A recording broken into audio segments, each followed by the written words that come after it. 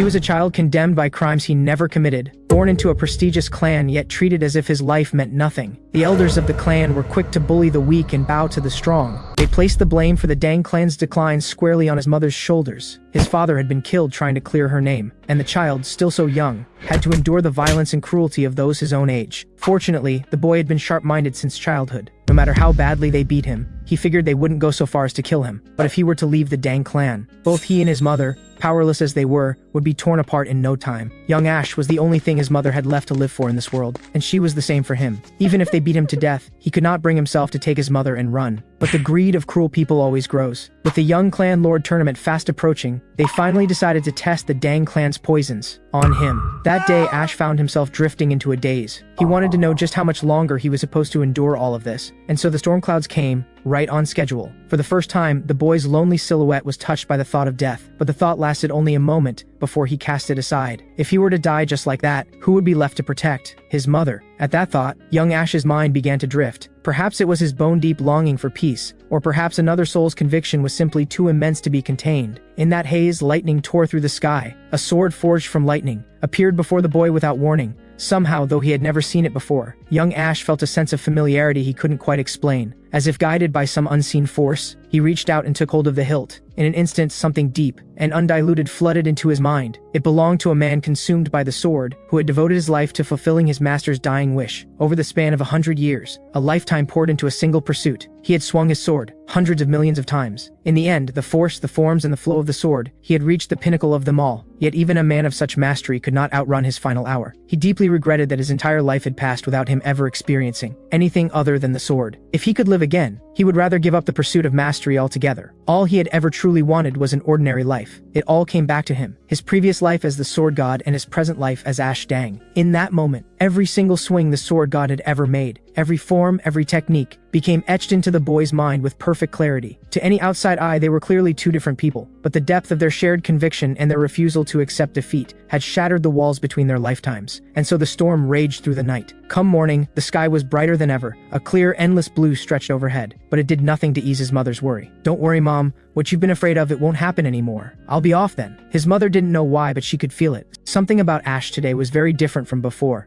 As for the ones who had always bullied him, they didn't seem to think for a second that he might avoid them. After all, clan or not, the livelihood of his entire household had fallen on young Ash's shoulders. Mid-conversation, the big one finally noticed something was off. "Seriously, what took him so long? I was actually starting to think he wasn't going to show. Ash, over here, we're right here." Anyone watching from the outside would never have guessed the cruelty with which she had poisoned him just the day before. "Hey kid, according to Lyra, yesterday should have been pretty rough on you. Didn't expect to see you walking around without a scratch. That wasn't nearly enough to hurt me, Rex." It was clear this was the first time in years Ash had talked back, even if only with words. They even wondered if the poison had somehow fried his brain. "Well then, if that wasn't enough, we don't mind giving you something stronger." Vince moved to strike, which was exactly what Ash had been waiting for. Vince Dang and Lyra Dang. "Excuse me? You actually dare say our names to our faces? Looks like you have a death wish. Maybe we'll try double the poison this time." But Ash's complete lack of reaction successfully got under Vince's skin. The moment Vince threw the first strike, his face was suddenly caught mid-charge by a hand far smaller than his own. By the time he realized what was happening, it was already too late to pull back. His body was slammed hard into the ground by the boy. With a thunderous crash, the two of them felt as if they were living in a dream. Vince Dang had been taken down with a single strike. It made no sense. Hadn't that guy never trained a day in his life? What? Just because you know something doesn't mean I can't? Weren't you both planning to enter the young clan lord tournament with this level of skill? It was obvious Ash had become a completely different person overnight. In terms of presence alone, Rex had already lost the upper hand, but that was precisely why he couldn't accept it. He had trained for years for this tournament. How could he possibly lose to someone like this? And yet, the razor-sharp slash from his curved blade was stopped by Ash with nothing more than an open palm, halting the attack cold. If the rest of the competitors were at this level, then the outcome of the young clan lord tournament was already easy to predict. Meanwhile, at the Hall of Dark Poison, originally the residence of the clan lord and the place where all clan matters were deliberated, because the position of clan lord had been vacant for so long, it had since become the meeting hall of the Elder Council. As the tournament start drew near, the roster of participants had been largely finalized. But who could have expected that the elders at this very moment were moving to have Ash Dang disqualified from the tournament? As it turned out, Ash was the sole bloodline of the previous clan lord. At the time, the Dang clan, as one of the 5 great clans, had stood at the height of its glory. But it was precisely that glory which drew the attention of Malgrave, a rising power in the martial world, to the poisonous phoenix,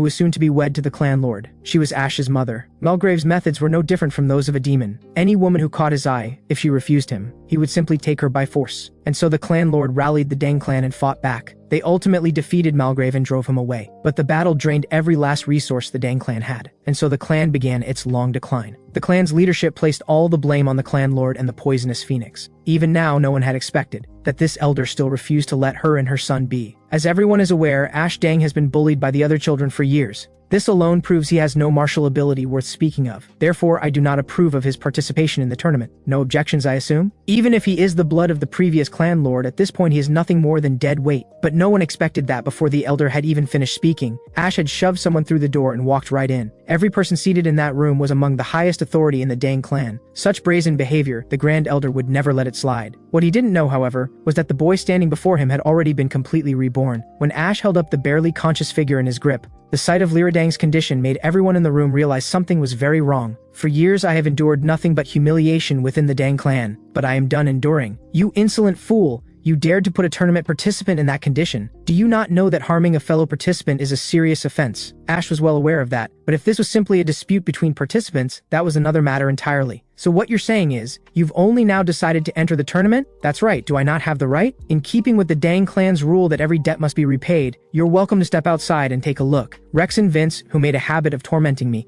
have both been given exactly what they deserved. When he finished, the room fell completely silent. After a long moment, the elder clenched his fist and gave his reluctant approval for Ash to enter the tournament. Your conduct today still proves you are reckless and willing to abuse the privileges granted to participants. If your ability fails to match your arrogance, and you fail to claim the title of young clan lord, you will answer for everything you did today. Word of that day's events soon reached his mother's ears. She didn't understand why Ash had made such a choice, but seeing how resolute he was, the poisonous phoenix chose not to stand in his way. She had given him the name Ash, meaning long life, as a blessing for him to live safely and well. Yet the child she had known had, before her very eyes, grown into a young man who commanded real presence. I won't ask where you learned your techniques or how you defeated those three, but there is one thing I need to know. Ash, are you confident you can win? At that, the boy clasped his fist and smiled. Don't worry, Mom. I'm the son of the poisonous phoenix. You little rascal, you really have grown up. No matter how much suffering one endures, no matter how many tears are shed across lifetimes, a mother's embrace remains the warmest thing in the world. So for everyone who had a hand in making things this way, every single one of them, I will not let it go. Not a chance. Soon a month had passed. A cousin who had once been close to the poisonous phoenix came to try to talk her out of it. After all, the young clan lord tournament was no small matter, but Ash's performance over the past month had already made one thing clear to her. Ash was not someone who acted without thinking. At that, even the captain of the Dark Lord unit seemed to pause and thought. That day, the boy may have seemed reckless,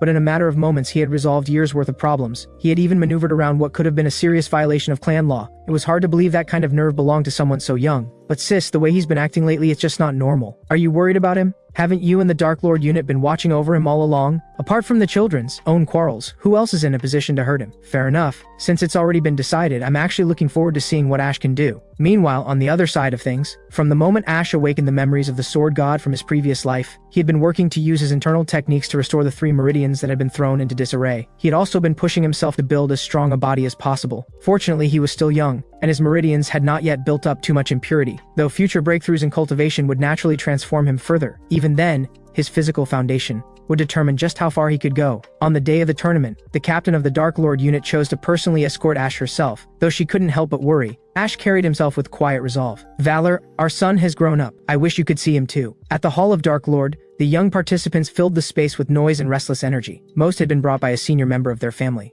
Ash alone had gotten so bored he had started eating rice cakes. Look, isn't that the son of the poisonous phoenix? I heard he's the one who hurt Rex. You think that's just a rumor? Didn't he never study martial arts? Right? Having to compete alongside someone like that really brings down the whole thing. Looks like someone needs to teach him how things work around here. With a sharp crack, the loudest one among them crumpled and lost consciousness on the spot. The other's first instinct was that Ash had used a hidden weapon, but sharp eyes quickly caught on. What had struck the boy was nothing more than half a rice cake. The others still hadn't grasped the severity of the situation. Most just wanted to put Ash in his place. Haven't you heard what happened to Rex and the others? Doesn't matter. Guess you'll just have to find out for yourselves. Oh right, Rex had both arms broken and still didn't run. If you're all participants too, I imagine you won't be running either. That was all it took to set them off. But the very next second, one of them was sent flying by a single open-handed strike, launched clean out of the Hall of Dark Lord. Even the captain was startled. Looking more carefully, he realized it was one of the tournament participants. Had something happened? What on earth is going on here? Before he could even finish the sentence, the scene in front of him stopped the words cold. What in the? Oh, you're here. Good timing, I was getting a bit bored. Please don't misunderstand. They started it. So let's just leave it at that, alright? News of the incident quickly reached the Elder Council. At that moment, everyone was in an uproar. Everyone except Grand Elder Stein. In their eyes, if someone who kept finding loopholes in the rules were to become young clan lord, things would only get worse from there. In that case, let's change the rules. While the participants were still speculating about the format of the tournament, one kid who claimed to have inside information saw a chance to show off. Who are you? Why are you jumping into my conversation? Though I heard the tournament details are classified, how do you know? My father works in the administration office, so you can't get anywhere without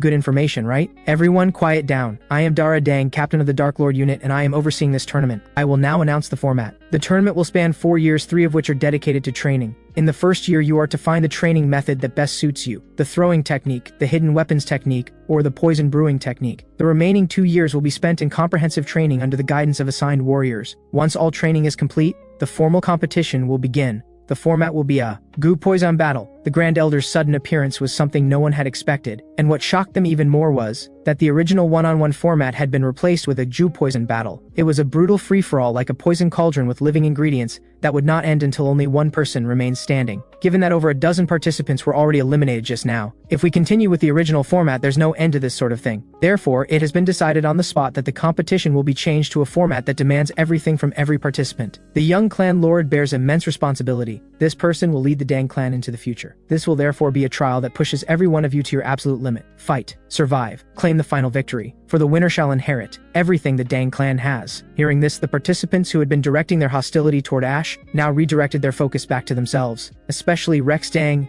Vince Dang, and Lyra Dang, a group that had always stood above the rest among their peers. But among them, only one could be left standing in the end. And for Ash, this condition didn't seem particularly difficult. What he didn't know was that a silent threat had set its sights on the Dang clan, and on the young clan lord tournament of this generation. At the headquarters of the Dark Unorthodox Coalition in Seishun, I'm sure you're all aware that the Dang clan has recently been organizing their young clan lord tournament, which means the children who might become the next young clan lord will be leaving Seishun by carriage. Of course, the Dang clan is no real threat anymore. Whenever the coalition leader wishes, we can eliminate them at any time. The only reason they're still around is because they still serve some use. But those children represent the Dang clan's future. If something were to happen to them, it would deal the Dang clan a blow they could never recover from. After that, no matter what they do, they will be of no concern to us. At that, the others turned their eyes to the elder of the Teo Black Sword sect, curious to hear what he had in mind. Catching up to the carriage now and eliminating the children the Dang clan is counting on would certainly be easy enough, but that alone would not be a blow heavy enough for the whole clan. However, the tournament spans a full 4 years. Imagine if the children they spent those 4 years pouring everything into all died at the very final stage. What then? The Dang clan's fate would be no different from that of the Jago clan or the Moyong clan. So let's track the carriage first, locate their destination, and wait 4 years before we act. I've already sent someone. More than that, I've already planted a seed. The entire Dang clan may well fall right into our hands. And so, at the site of the Young Clan Lord tournament on Gongdong Mountain, the participants were assigned numbers in place of their names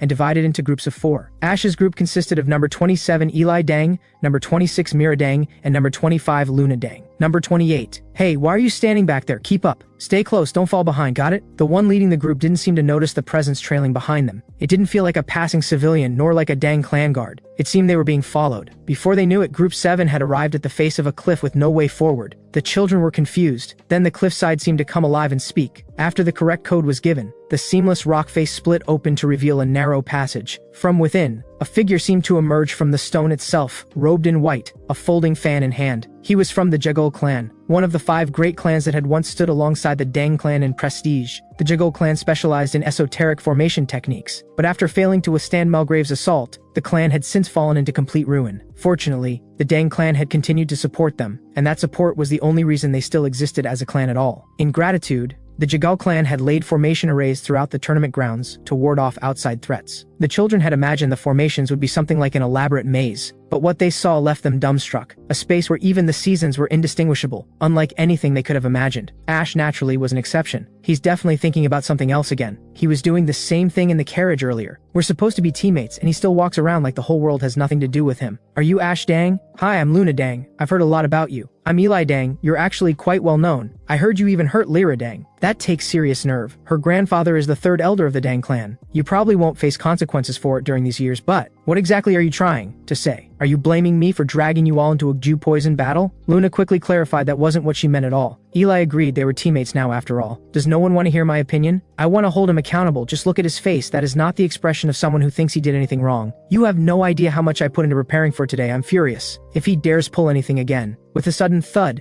the children noticed that the Jagal warrior who had been guiding them was gone. In a formation like this, one wrong step could trap someone indefinitely in the gaps between spaces. This terrified them. They had no idea if anyone would come to find them if they just waited. Before long, Mira noticed that Ash seemed to be fiddling with something again. Does he have any idea what situation we're in right now? The Jagal clan's illusion dome of 7 locks, only the one who laid it could undo it. The elders of the Dang clan really are petty. Just to deal with one child, they had me trap the entire group. All you have to do is get rid of number 28 and I'll double the support given to the Jagal clan. Well, when it comes down to it, the Dang clan is the one losing out either way. With an offer that good, how could I say no? No, that's impossible. There's a strange sound coming from my formation. And indeed, when Calvin Jagal turned around, he saw something he would have never believed possible in his lifetime. They had torn through his formation. How could you leave us behind like that? We're young, we can't keep up with you. Yes, I was careless. Damn it, how? My formation was perfect, and how did they find me? With that, the children finally relaxed and immediately bombarded Ash with questions. How had he managed to slice through the formation like that? Is now really the time for questions? We finally found him. Stay close this time, don't get left behind again. He disappeared again? Seeing that, Ash allowed himself a quiet smile. So he's at it again. On the other side, Calvin Jagal was running for his life. He genuinely could not make sense of it. Those eyes, they seemed to see right through everything. How could a boy that age carry that kind of presence? With the exit now in sight, he scrambled out in a panic. That should do it. I don't know how he managed that, but finding this place, that's impossible. Sir, you don't look well. And the participants from Group 7 are missing. Did something happen? Calvin Jagal had clearly prepared an explanation. Flustered as he was, he pushed through and said, I waited a long time but they never came back. They were probably attacked by mountain bandits or wild animals. These things happen. I recommend removing Group 7 from the tournament. But before he could finish, a sharp cracking sound erupted from behind him. The sound of space itself splitting apart. The sound put Rhett on instant alert. He couldn't rule out the possibility that, even with the Jagal clan's formations in place, outside threats had still found a way in. But only Calvin Jagal knew the truth, and it was nothing like that. With a thunderous crack, the Jagal clan's most advanced formation was shattered, and the one who broke it was a boy. Someone please tell me this isn't real. Thank goodness. I was worried something might have happened to you. After they emerged from the Jagal clan's formation, Rhett could barely believe his eyes that one of the participants was capable of something like this. Fortunately, they were all members of the Dang clan, which prevented any misunderstanding. But Ash knew all too well that he had no proof of what the Jagal warrior had tried to do, which was why he chose not to expose him right then and there. The others didn't fully understand his reasoning, but they kept quiet. Still, Ash had no intention of letting this matter rest. Once he found the source, both the Jagal clan and the elder they were colluding with would have to be rooted out entirely. Taking the opening given to him, Calvin Jagal wasted no time slipping away. Seeing that, Rhett moved straight to the point. He was from the Phoenix Guard unit of the Dang clan. It was said to be the personal unit of the previous generation's young clan lord. Yet this organization had reportedly vanished over a decade ago. Every member was among the Dang clan's finest fighters, each powerful enough to match the unit captain blow for blow. But over 10 years ago, to protect Ash's mother, they had fought Malgrave in a battle to the death. They lost badly, and having failed in their duty, they now considered themselves nothing more than criminals who had disgraced their mission. For the participants, the rules going forward were straightforward. The first year was self-directed training. They needed to find the method that suited them best. At the end of the year, the instructors would evaluate their progress and distribute training manuals accordingly. Does that mean we could even learn the Reign of a Million Flowers? That was clearly a technique reserved for the young clan lord alone, with its secrets held and passed down exclusively by the elders. Just from the name, Ash figured it probably involved launching countless hidden weapons. Like a torrential downpour, the principle was perhaps similar to sword control techniques. If so, he might be able to figure it out on his own. But what mattered most right now was this first year of training. It was pure wilderness survival. The instructors would provide neither food nor shelter. The children were stunned. They were only around 10 years old. How was this even possible? But clearly, every child who entered the tournament started out this way. Rhett's job was simply to inform them. Wait, if someone is qualified, do they get to stay somewhere comfortable? Sleep is important when you're still growing after all. Ash said this as if he were talking about a day trip. The others just thought he had lost his mind. But hearing it, Rhett found himself thinking back to what had just happened. It seemed this boy was the one who had broken the formation. A test then seemed in order. If you pass, I'll let you stay in the manor inside the formation. But if you disappoint me, number 28, be ready to face the consequences. The test itself wasn't complicated. The unit members would fire hidden weapons at Ash from all directions. Blindfolded, He simply needed to deflect or dodge them all, within a range of 5 paces. Luna and the other two were speechless. Could a child actually do that? And something else felt off. The unit members didn't seem to be in any rush to attack. Mira quickly picked up on why. Before making a move, they were deliberately applying psychological pressure. And then, the air was torn apart by a sharp piercing sound. A storm of throwing blades came hurtling toward Ash, too many to count with the naked eye. What made it truly terrifying was that each person had thrown far more than 1 or 2. If they hit, it was hard to imagine just how many wounds would be left behind. Wounds that might never fully heal. 167 in total? A bit much, but not particularly difficult. You see, many fighters tend to overlook something. Martial arts are not just moves, embedded within them are deeper principles. Broadly, these come down to 3: weight, speed, and chance. But in truly superior techniques, there are 5: shatter, dispersion, adhesion, separation, and sharpness. Ash's previous life had already mastered these principles of the sword, and applying them came as naturally as breathing. So for those who had grown only through conventional training, witnessing what Ash did was nothing short of shocking. He deflected all of them with a single move? No, that's not even what happened. He redirected them. Even I couldn't guarantee success against a test like that. But this child, did I pass? Sir Master Rhett. Hearing Eli's voice, Rhett snapped back to himself. You passed. You may rest at the manor from now on. You're not planning to ditch the rest of us and go enjoy the comfortable life on your own, are you? At that, Ash glanced over, and for the first time, something a little mischievous appeared in his eyes. The food at the manor must be really good. Wait, no, there's nothing provided in the woods at all.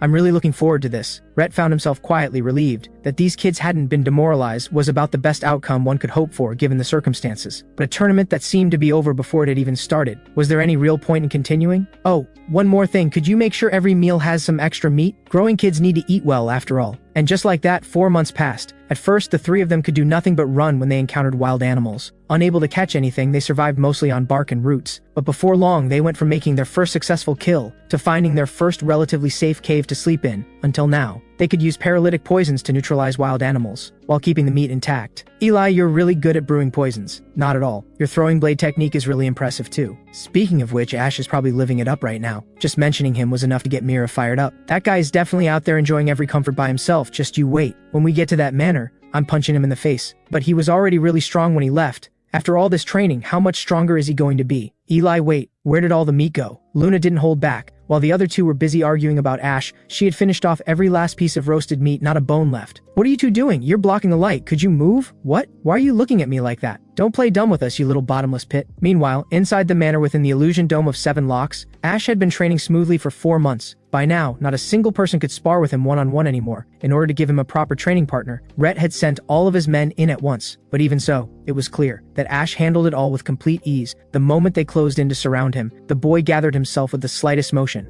and in the next instant, he had vanished from their sight. Something's wrong, where did he go? By then, Ash was already airborne, reaching into his robes to pull out a set of perfectly ordinary hidden weapons. But strangely, all 10 of them, and he didn't throw a single one. The unit members, who had been braced for an attack, were now thoroughly puzzled. What the boy chose to do instead was simply scatter them into the air. Then something even stranger happened. Those weapons, scattered loosely through the air, spun with rapid, building force, and before anyone could react, they tore straight into the men with such speed that after the initial scatter, all that followed was a streak of light. Not a single unit member was spared. Every one of them was caught. I've been wanting to try that for a while, the wild dance of spinning stars. Watching this, Rhett felt a chill run deeper down his spine. These were seasoned, well-trained fighters. Not only had he taken them all out in an instant, but even in a wide-area attack like that, he had controlled the force precisely enough to only graze their skin. Was that technique just now something you created yourself? Rendering that many opponents helpless at once? That's genuinely impressive. But a technique like that must consume a great deal of internal energy. At your age, how did you manage to get around that? You remember I borrowed those books on eye techniques from you? Among them were the Heavenly Eye of Penetration and the Trajectory Eye of Penetration. The records on the Trajectory Eye were incomplete, and you recommended the Heavenly Eye instead. But I ended up mastering the latter on my own. By launching the weapons along the trajectories the Trajectory Eye reveals, even a minimal amount of internal energy is enough to guide them accurately to their target. There was nothing left for Rhett not to understand. The oldest eye technique in the Dang clan had been lost for generations. It was a supreme technique, but how had he? Never mind. I think I've been stunned by him so many times I've gone numb. Self-completing a lost technique from incomplete records at this point, that's practically nothing. By the way, in about 2 months, your Group 7 teammates should be arriving. Their training is already 6 months ahead of schedule. At this point, they could practically take the test now, but they said they want to push a little further first. Hearing that, Ash smiled, something that didn't happen often. The sight caught Rhett off guard, looking at him like that. Perhaps it was better not to mention who those kids had been training with in mind. For Ash, the idea of connection of fate bringing people together. In his past life, the only one he had ever truly connected with was his master, the Sword Wraith. But in this life, despite his difficult circumstances and reckless ways, He had somehow found that connection with them. Maybe that was part of what an ordinary life looked like. For reasons he couldn't quite explain, he actually found himself looking forward to seeing them again. At first, we were just a bunch of kids, but now we've gained a strength unlike anything we've had before. Just thinking about seeing him again, I'm so excited. That's right, I'm going to split his head in two. Is this really how it's supposed to go? Take down Ash. Group 7 wins. And so, half a year later, the others finally stepped into the same formation manner where Ash had been training. Ash, dang, get out here. Strange, why isn't anyone answering? You don't think he figured out we were going to crack his skull open and ran off scared, do you? Eli, why are you so quiet? The truth was, it wasn't that Eli wasn't going along with it, she wasn't even breathing. Long time no see. Did I scare you? Now what was it you just said you were going to do to my head? Really quite adorable, don't just stand there. Come on, show me what 6 months of training has done for you. Otherwise, I'm going first. At that, Mira had absolutely no desire to go anywhere near him. She hadn't even sensed his presence before he spoke. Their awareness had sharpened considerably over these 6 months. Was the gap between them really this wide? What on earth had he been doing all this time? And he looked like he had grown quite a bit taller too. Ugh, what am I even thinking? Look, you don't have to be too discouraged. I can tell you've all grown. A lot. It's only because I'm here that your progress gets overshadowed. Fine, this guy is still such a pain. The formation space was vast, so vast that the different groups trained day after day without ever crossing paths. Meanwhile, the Jagal clan was quietly plotting something else entirely. They had been watching closely to see who would ultimately claim the title of young clan lord. Among the standouts, number 2 was the most remarkable. Rather than a desire to grow stronger, she seemed to be driven by a burning hatred for someone. Her rate of improvement far outpaced every other child her age. Then there was number 10, who had needed just 1 month to complete the warrior's test. But Calvin Jagal couldn't stop thinking about number 28. What the boy had done to his formation had left him shaken. But what truly baffled him was what he witnessed when he secretly watched the boy train. The level of skill on display was beyond what most seasoned fighters could ever hope to achieve. But trying to recruit number 28 right now was far too risky. The boy had seen through his scheme from the very beginning. But telling them now would only invite unnecessary trouble. Besides, what we needed was an obedient puppet. So reaching out to number 2 was probably the wisest move for now. Through a marriage alliance combined with helping her win the tournament, once the two of them had children, the Jagal clan would formally become relatives of the Dang clan lord by marriage. At that point, they would have every right to involve themselves in the affairs of the Dang clan. In time, the Dang clan would naturally merge with the Jagal clan, and that was the real reason the Jagal clan chose to back a candidate in the Dang clan's young clan lord tournament. As for number 28, Calvin Jagal did genuinely find it a shame. Once the tournament was over, perhaps his desire for revenge could be used to bring him over. Or better yet, if he could be taken in as the Jagal clan's own young heir, that might just kill 2 birds with 1 stone. And so the days passed, one by one. Mira and the rest of her group had their training load doubled. At least the manor offered a decent night's sleep. Lately though, Eli and Ash seemed to spend all their time holed up in the workshop, and judging by the look on Eli's face grinding her teeth, she seemed dead set on taking Ash down. See this? This is a poison I brewed using everything I've ever learned. Wait, what are you doing? Are you insane? Why would you drink that? Spit it out right now, you reckless idiot. Ash's complexion did look off for a moment. Eli was genuinely frightened. But the next second, the boy let out a long, satisfied belch. Honestly, stop shaking me and maybe this wouldn't happen. But still, Eli, doesn't seem like much of a deadly poison to me. Eli couldn't take hearing that. That was a poison capable of dissolving someone's organs from the inside out. How could he possibly be completely unaffected? I mean, maybe your brewing skills just aren't up to par? A roar erupted from inside the room. It seemed like she had failed again. Ash spent his days guzzling down Eli's poisons like they were drinks at a bar. Is there more? I'm not feeling anything at all. The truth was, Eli had no way of understanding what was really going on. It wasn't that Ash was immune to all poisons. It was the azure pool of poison lust, a Dang clan secret technique originally designed to manipulate poison through internal energy. But the text noted that the user could themselves be poisoned by it. So Ash reasoned, if it could manipulate poison, could it not also manipulate the poison that entered his own body? Sure enough, through his own understanding, the azure pool of poison lust successfully converted any poison that entered him into raw internal energy. In other words, a measured dose of poison was essentially medicine for Ash at this point. But by now, ordinary poison seemed to have lost all effect on him. That was why he kept dragging this little prodigy of poison brewing around, demanding she make stronger ones for him. After all, before he could ever hope to live a normal life, there were far too many obstacles standing in his way, especially the Dark Unorthodox Coalition and Malgrave. There was no way he could handle them at his current level. The Coalition's leader had already wiped out 3 of the 9 sects. His past self might have been able to stand against him, so he needed to at least grow back to that level. If only Eli could brew something several times more potent. And it was through this that he learned from Eli about the Dang clan's 10 poisons, 10 legendary lethal substances passed down from the clan's ancestors. The higher the number, the deadlier the poison, though reportedly the brewing methods for most of them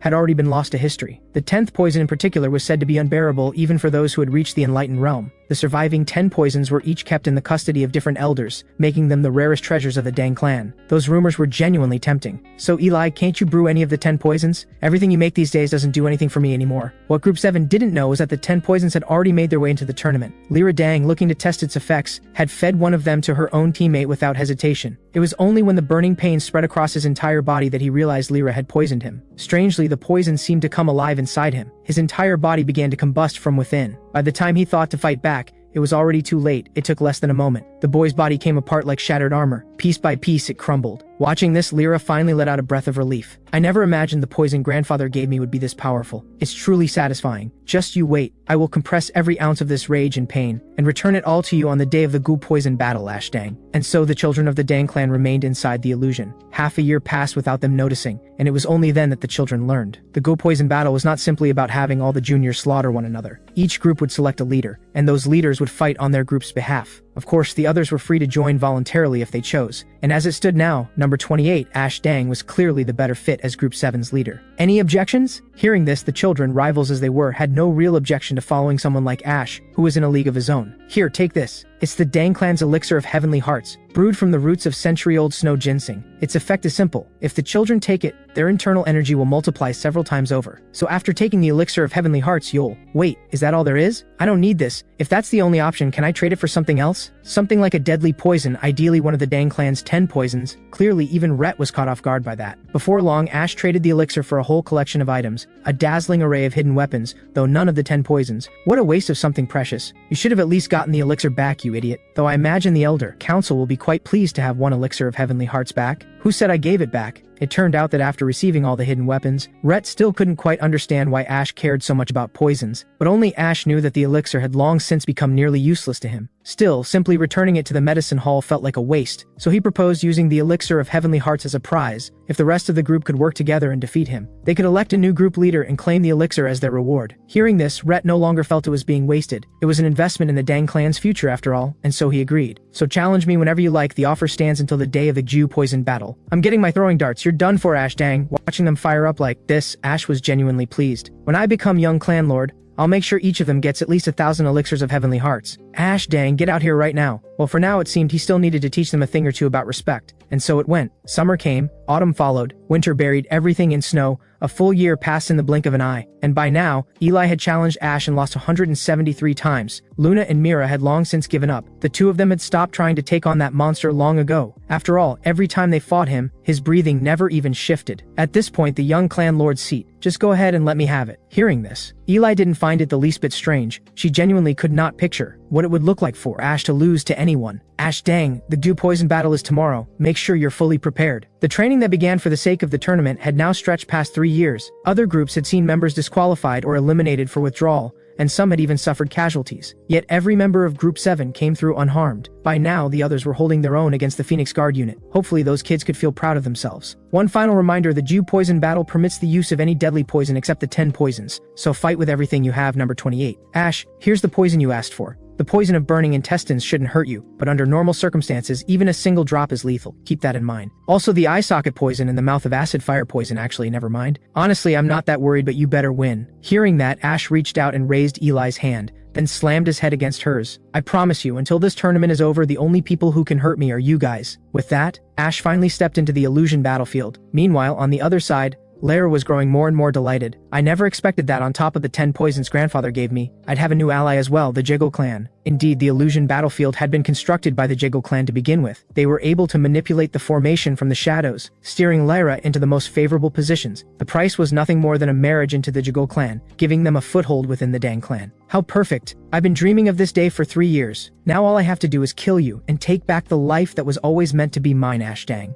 At the same moment, a young man covered in blood slowly turned to glance behind him. These were supposedly the Dang clan's strongest fighters, and he had spent 3 years playing along with them. What a waste of time. He wondered if there was anyone more interesting waiting on the other side. So this is where the Jew poison battle takes place. It's vast. Finding a specific person in here probably won't be easy. As expected, Group 7 sent number 28. A shame, but now that the Jiggle clan has made their choice, I need to get him eliminated as quickly as possible. Wait, his eyes, it felt like he was looking directly at me. That shouldn't be possible. I must have been imagining things. Something about it just felt deeply unsettling. The Jiggle clan? As I recall, there's a rule that no one outside the contestants may interfere in the Jew poison battle, so they've been rigging things since before the tournament even started. I have no idea what they're scheming, but I'll deal with them after this is over. Meanwhile, Calvin was on the verge of losing his mind. He had laid down multiple layers of formation barriers, and yet that boy had still sensed his presence. If Calvin had been even a fraction slower just now, he would have gone blind on the spot. What kind of sword technique was that, capable of cutting through the formation's spatial barrier? He had misjudged entirely. Someone like that is absolutely not the kind of person we can control. If he uncovers our plan, this cannot happen. We cannot let it come to that. Sometime later, a young woman covered in wounds fled alone through the forest. Celia Dang, who had been the leader of Group 4, now felt nothing but pure fear. She had been recruited into the armed unit at a young age for her exceptional performance. Though she was a member of the Dang clan, her background was not much better than Ash's. As far as she was concerned, she had no interest in the young clan lord's seat. She entered the Ji poison battle purely to negotiate a favorable deal for herself. Once an agreement was reached, she would simply surrender. But where had that person come from? He had appeared right when most of the contestants were gathered, and immediately started killing. There was no room for surrender. He was clearly there to wipe everyone out. It was terrifying to imagine what it would mean if someone like him became young clan lord. I gave you all this time, and you barely made it anywhere. I thought your movement technique was good enough to give me a bit of an enjoyable chase. I honestly don't understand how anyone's internal energy can be this undeveloped. It was clear that Celia was completely terrified. We're all members of the Dang clan. Why does it have to go this far? Is that strange? I've never once thought of myself as a member of the Dang clan. Before she could even register his words, his blade had already found her neck. Back with Ash, all this time had passed, and he hadn't come across a single worthy opponent. It became clear to him that the real enemies ahead were no longer a matter of generational rivalry. He decided to make use of everything he had built up over these 3 years, and advance his martial arts to the enlightened realm first. His body at this point should be strong enough to handle the strain of that breakthrough without any serious side effects. Breaking through to a higher realm sounded mysterious, but in practice it wasn't. Insight was something he had no shortage of. Then it was a matter of using internal energy to open the 2 most vital meridians in a martial artist's body. After clearing the toxins blocking those channels, the azure pool of poison lust was slowly channeled through the meridians. At that point, internal energy would erupt from within, and for anyone whose body wasn't strong enough, this stage would feel like having their bones crushed over and over again. Once all of that was done, the body would undergo what was known as the body optimization process. Fortunately, Ash had been routinely clearing impurities from his meridians for some time, so now nothing foul seeped out from within him. After all, the last thing I want is to go into battle covered in filth. This is really just the starting point of the martial path, but it feels pretty good. Next was testing the power that came with reaching the enlightened realm through the azure pool of poison lust. At that thought, Ash extended 2 fingers like a blade, gathering a trace of the azure pool of poison lust at their tips. With a sharp tearing sound that split the air, the mountainside before him was ripped apart by a burst of sword energy. Not bad at all. The azure pool of poison lust really is something. Now then, time to get moving. Useless, what have you all been doing for the past 3 years? Weren't you supposed to be fighting for the young clan lord seat? How are you all still this weak? At that moment, Vince was in complete awe. He recognized the person in front of him. Rex Dang, an orphan taken in by the Grand Elder. Rumor had it his talent was extraordinary, his strength almost monstrous. I thought if I struck first there might still be a chance, but I never imagined I wouldn't even graze the hem of his robe. Damn it, I guess this is the end. What Vince didn't fully understand was why, of all things, he felt grateful right now. Thank goodness it wasn't Ash Dang who caught me. Ha, am I losing my mind? What's wrong with you? How are you laughing at a time like this? Nothing, I just thought of someone even scarier than you, clearly. That landed as something of an insult to Rex. Then I suppose I need to become more terrifying. How about I tell you something? I'm actually a spy for the Dark Unorthodox Coalition. How's that? Scared? Since you know now, I can't exactly let you leave alive. Remember this name? I am Zen Mo of the Taeul Black Sword Sect. But just as Zen moved to strike again, his body suddenly seized up. He found he could not move at all. Good grief. I felt someone's presence and came to check it out. Didn't expect to find a familiar face. You're Vince, right? Have the places I beat you healed up? Wait, who are you? Ash? Are you Ash Dang? I never imagined 3 years could change someone this much. What, do I need to pin your face to the ground again before you'll believe me? By the way, this guy just admitted out loud to being a spy, didn't he? The Taeul Black Sword Sect? Could they have been the ones I sensed before entering Gongdong Mountain? Doesn't matter for now. Let me take back my hidden weapons first. It turned out the hidden weapon used was the cow hair needle laced with poison, but something didn't add up. Even a poison-coated needle that fine shouldn't be enough to completely paralyze him. It felt as if his organs were dissolving. Father, you want me to become a spy inside the Dang clan? That's right. With your talent, all you have to do is pose as an orphan and someone will take you in. In a few years, the Dang clan will hold the Young Clan Lord Tournament, open to any member of the clan, direct line or not. When that time comes, all you need to do is eliminate the Dang clan's most promising talents. Trust me, with that kind of achievement, your older brother and everyone in the clan will finally recognize you. If they want information out of me, they'll have to give me the antidote first. And in that moment, But the moment Zen thought that, he heard the boy declare he would execute him on the spot. You've really changed. You and I had real bad blood between us, and now you seem completely unbothered by it. Ash, I'm truly sorry for what happened back then. I don't think an apology makes it all go away, but I still felt I owed you a sincere one. Hearing this, Ash let out a short laugh. None of that. What's done is done. I stopped caring about it a long time ago. But just as the two of them were talking, Vince let out a sharp cry. Somehow at some point Zen had broken free and lunged forward with a lethal poison ready. "If I'm going to die here, I'm taking you both down with me." With that, the Taeyul twin swords came sweeping down at Ash. Vince had gone white with fear at the sight, but the next second, the figure that had been right in the path of the blades was nothing more than a ghost image. "That's impossible, I could sense him, so why?" "Alright, I have zero interest in toying with a dead man, but now it's time for you to go." As he spoke, Ash's hand slowly came to rest on Zen's shoulder. "Don't worry, I'll leave your body in one piece." And so, a figure who had long since surpassed everyone of his generation collapsed completely. That overwhelming, crushing power showed nothing that resembled a boy. On top of that, Zen's final move had been the signature technique of the Taeyul Black Sword sect's own leader. That Taeyul twin swords technique, Ash had treated it as though it were nothing. "Vince, it's just the two of us now. Want to go around?" Right, the last thing on Vince's mind was fighting. The only question running through his head was how to get out of here. But when he turned around, Ash had already torn open a gap in the formation. Even with everything Vince had seen, he had no way of understanding how that was possible. He couldn't make sense of it. He turned to say something, but Ash was already gone. And so, the Dang clan's goo poison battle drew to a close, shaped by interference from every direction. Meanwhile, far away at the Taeyul Black Sword sect, the life-tracking goo belonging to Zenmo faded out right before the eyes of sect leader Ho-Mo. It meant his youngest son was dead. He was the illegitimate son of me and a servant, yet his talent surpassed every single one of my other children. When the truth came out, my wife, fearing he would take the legitimate heir's place, had sent people to have him killed dozens of times. It was to build up his achievements that I had sent him into the Dang clan. Useless. As your father, I couldn't do anything for you, but rest easy, Zen. At least I can avenge you. All disciples, prepare to attack Gongdong Mountain. Now is the perfect time to wipe out the future of the Dang clan. Commander, go and relay the order to the other sects. From this day forward, not a single member of the Dang clan is to leave Gongdong Mountain alive. And so over the following days, Ash moved almost without rest, yet not a single presence made itself known. But this helped him figure something out. The Taeyul Black Sword sect appeared not to be working together with the Jigal clan. The reason he had been kept away from other contestants all along was simply to benefit one particular person. The Jigal clan had likely made a deal to gain influence within the Dang clan. These fools are so easy to read. The bigger the dream, the heavier the price. By the way, the night sky really is something to behold. I wonder how Mom is doing. Lost in those drifting thoughts, Ash soon fell asleep, and it was right then that Lyra finally found him. 3 years of change, even she didn't seem to recognize who he was. Doesn't look like Rex, but this one is quite good looking. I do hope Calvin's nephew is half as attractive. Sorry, nothing personal, but you have to go. With that, having already taken the antidote in advance, Lyra released the fumes of poison mist. Only then did she carefully coat her hidden weapons with one of the 10 poisons. But suddenly, a cold, measured voice broke the silence. "Are you sure you're ready for what comes next? So you're the one who made the deal with the Jagal clan. You were waiting for the others to wear each other down. Hiding somewhere safe, planning to ambush whoever was left standing when their guard was down. Quite the clever scheme. Tell me what deal you made. If you want to keep breathing, you better start talking." Just as Calvin had hoped, number 10 quickly took out nearly all the other participants, but Ash eliminated number 10 far too fast. No matter how carefully the Jigal clan had set things up, their Lyra was simply no match for Ash. But the most frightening thing wasn't just the outcome of this battle. They had plotted against Ash before, and if he won the young clan lord seat,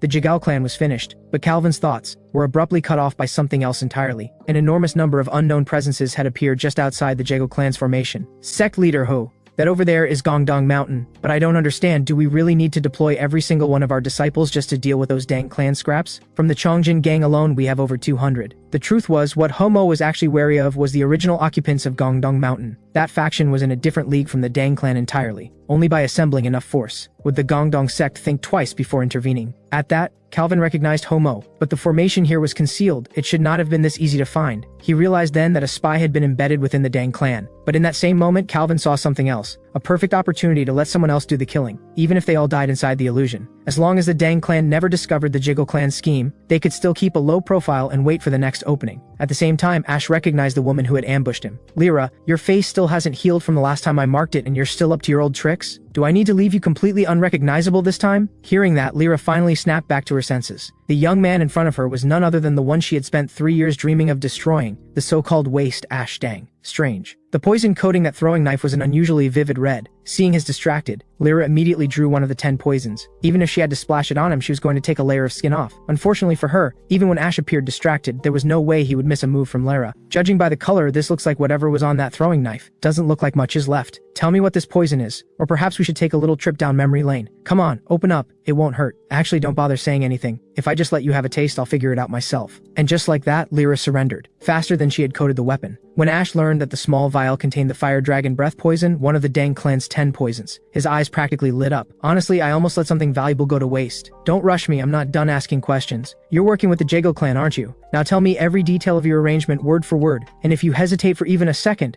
I'll pour this fire dragon breath poison straight down your throat. And so Ash finally learned the full story. These people, all for the sake of their clan's power games. A marriage alliance? They've got some nerve. Now do I deal with them outright or just give them a good beating? What a headache. Don't look at me like that. I'm not going to make you drink it. Right at this point, Lyra was completely baffled. That was the fire dragon breath poison. This was a gift from the heavens. Huh, this poison tastes like strawberries. Before Ash could finish speaking, his entire body ignited as though consumed by flames. It had to be said, Lyra was absolutely thrilled. The Dang clan's 10 poisons were beyond what even a poison-immune constitution could withstand. Burn alive, Ash Dang, but why hadn't he let go yet? And why wasn't there even a hint of his strength giving out? Whoa, that was a shock. That got really hot all of a sudden. How was this possible? Had he already reached the legendary realm spoken of in Dang clan lore, the enlightened realm of poison incarnation, where one could not only resist any poison but kill dozens with nothing more than a single breath or a drop of blood? But that was an answer Lyra would never get. With a sharp crack of breaking bone, she was left behind in the hidden realm of the Dew poison battle for good. As expected, Ash had never been one to spare those who plotted against his life, and now, after consuming the fire dragon breath poison, the azure pool of poison lust within him had undergone a change. If forced to describe it, it was as though his internal energy had suddenly transformed into something of absolute strength and pure heat. Well, I suppose I should thank you for the poison. But just as Ash moved to leave, a sun appeared in the sky above the nighttime illusion. Is the tournament over? Are they lifting the formation? At that thought, Ash closed his eyes and took a moment to sense his surroundings. His gaze hardened. No, it's not over.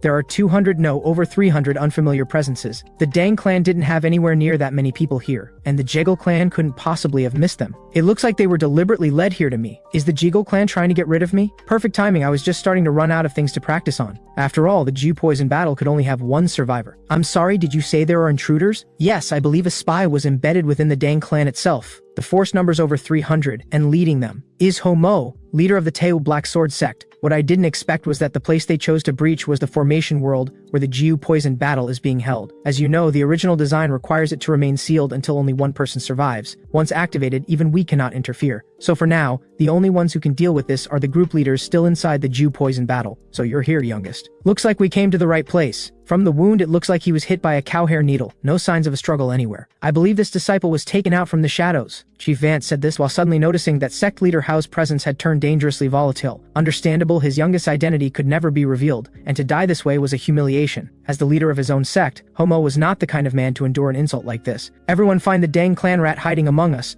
Someone must have sensed our presence and gone into hiding. I swear anyone with the Dang name inside Gongdong Mountain dies today. And so, the Teu Black Sword sect's disciples spread out to search. Some of the sharper ones quickly figured out that the body they'd found was the sect leader's spy embedded in the Dang clan. But senior brother, the body only had a single wound at the neck. Even with poison applied, how could someone die without putting up any resistance at all? Is the Dang clan really that terrifying? But before he could finish, a hidden weapon had already found his neck. The squad instantly fell into panic, but the surrounding wilderness was completely silent. Not a single figure anywhere to be seen. Only one disciple caught something wrong overhead, a sky full of emerald green hidden weapons raining down. Clearly, what was left for that squad was a fate sealed at the dying of the light. Who would have thought that a full squad of Taeul Black Sword sect disciples could be handled so efficiently using Eli's poison of burning intestines? Plenty to go around saved me a lot of effort. All thanks to the trajectory eye of penetration as well. Barely any internal energy spent, and every single one of those hidden weapons landed exactly where I aimed. But Ash's movements had already caught Homo's attention. Whether it was the squad to the west or the disciples to the east, they had all been wiped out by the same method, and the way they died was identical to Zen's, no resistance at all. In just a single hour, over 100 disciples had been lost. What made it even more chilling was that everything pointed to one conclusion. Every single one of these was the work of the same person. It was nothing short of terrifying. Homo rose to his feet immediately. I didn't expect this. We've become the ones being hunted. Chief Vance, I'm handing command over to you. This person's hidden weapons appear from nowhere.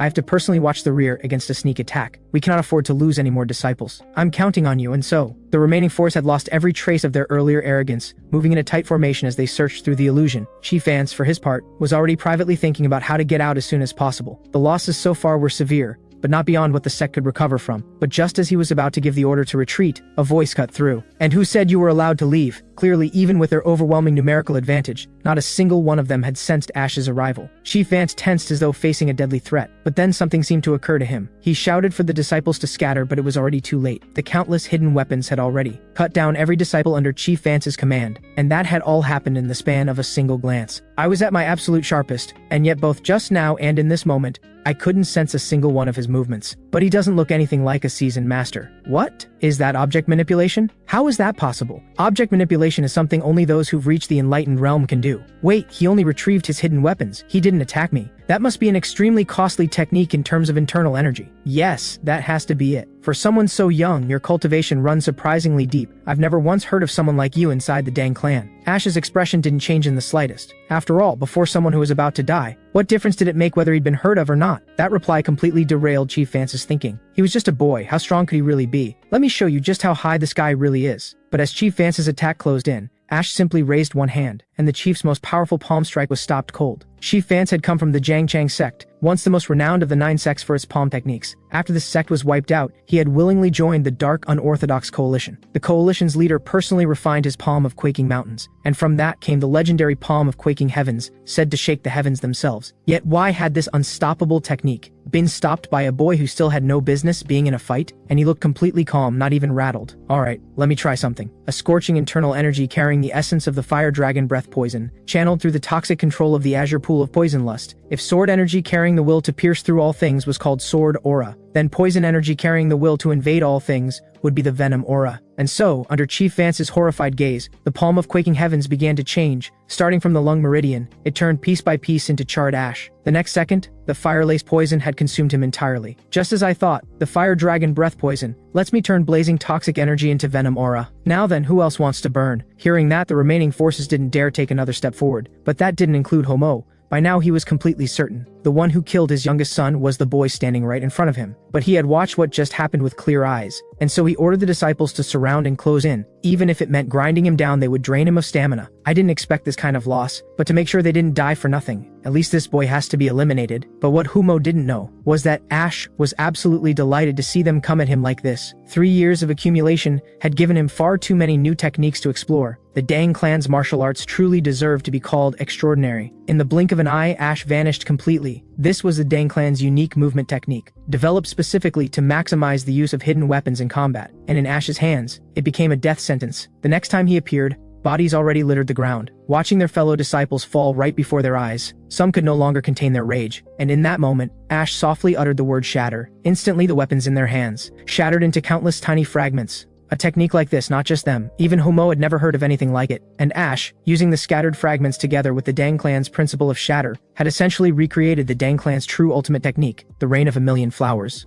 Among the crowd, there were those with a keen eye. Some had heard rumors, while others had come across it in ancient texts, but seeing it with their own eyes was something no single word could capture. The sight of countless spinning blades filling the air went far beyond anything that could be called a hidden weapon technique. It was a raging hurricane, a force capable of tearing everything apart. And at the center of it all, Ash moved like something between a god and a demon. Yet only Ash himself knew the truth. This technique was still far from the true form of the Rain of a Million Flowers, but against these small fry it was more than enough. Come on then, you've already used your own men to drain a good deal of my energy. Isn't it your turn now? By this point, Homo had no illusions about Ash's strength. Even so, his will to fight burned at its peak. After all, he wielded the Taeul twin swords technique crafted personally for him by the coalition leader, along with the elite art of the Taeul black swords. I will crush you to dust today. With that, Homo charged at Ash with both swords. Ash drew his short blade once more. In most areas of combat, Ash still had much to learn and benefit from sparring partners who could expose him to different styles, but swordsmanship was not one of them. No matter how Homo shifted and varied his swift blade, Ash had been a sword god in his previous life. Every move Homo threw simply fell flat, and what made it almost amusing was that Homo's style was built entirely on speed. Yet in his final attempt, he abandoned that and went for raw, overwhelming force. Unfortunately, his internal energy was simply no match for Ash's. Even fighting to complete exhaustion, he could not land a single scratch. He couldn't understand it. How could a short blade deflect every single technique he had? I do know a thing or two about swords, Ash said.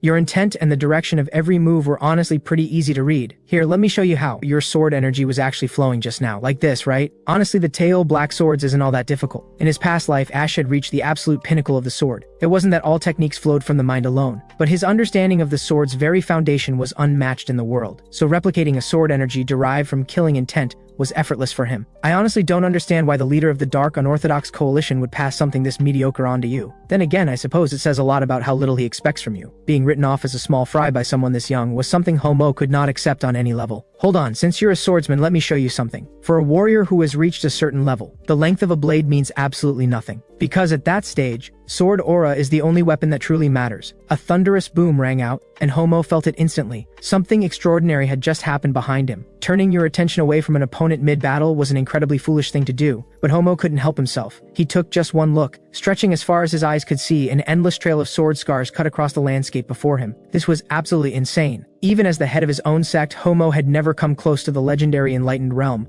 and yet this kid standing in front of him had already reached it. When Homo turned back to face Ash, the look in Ash's eyes had shifted into something cold and inevitable, like death itself. Pure survival instinct took over, and Homo turned and ran without a second thought.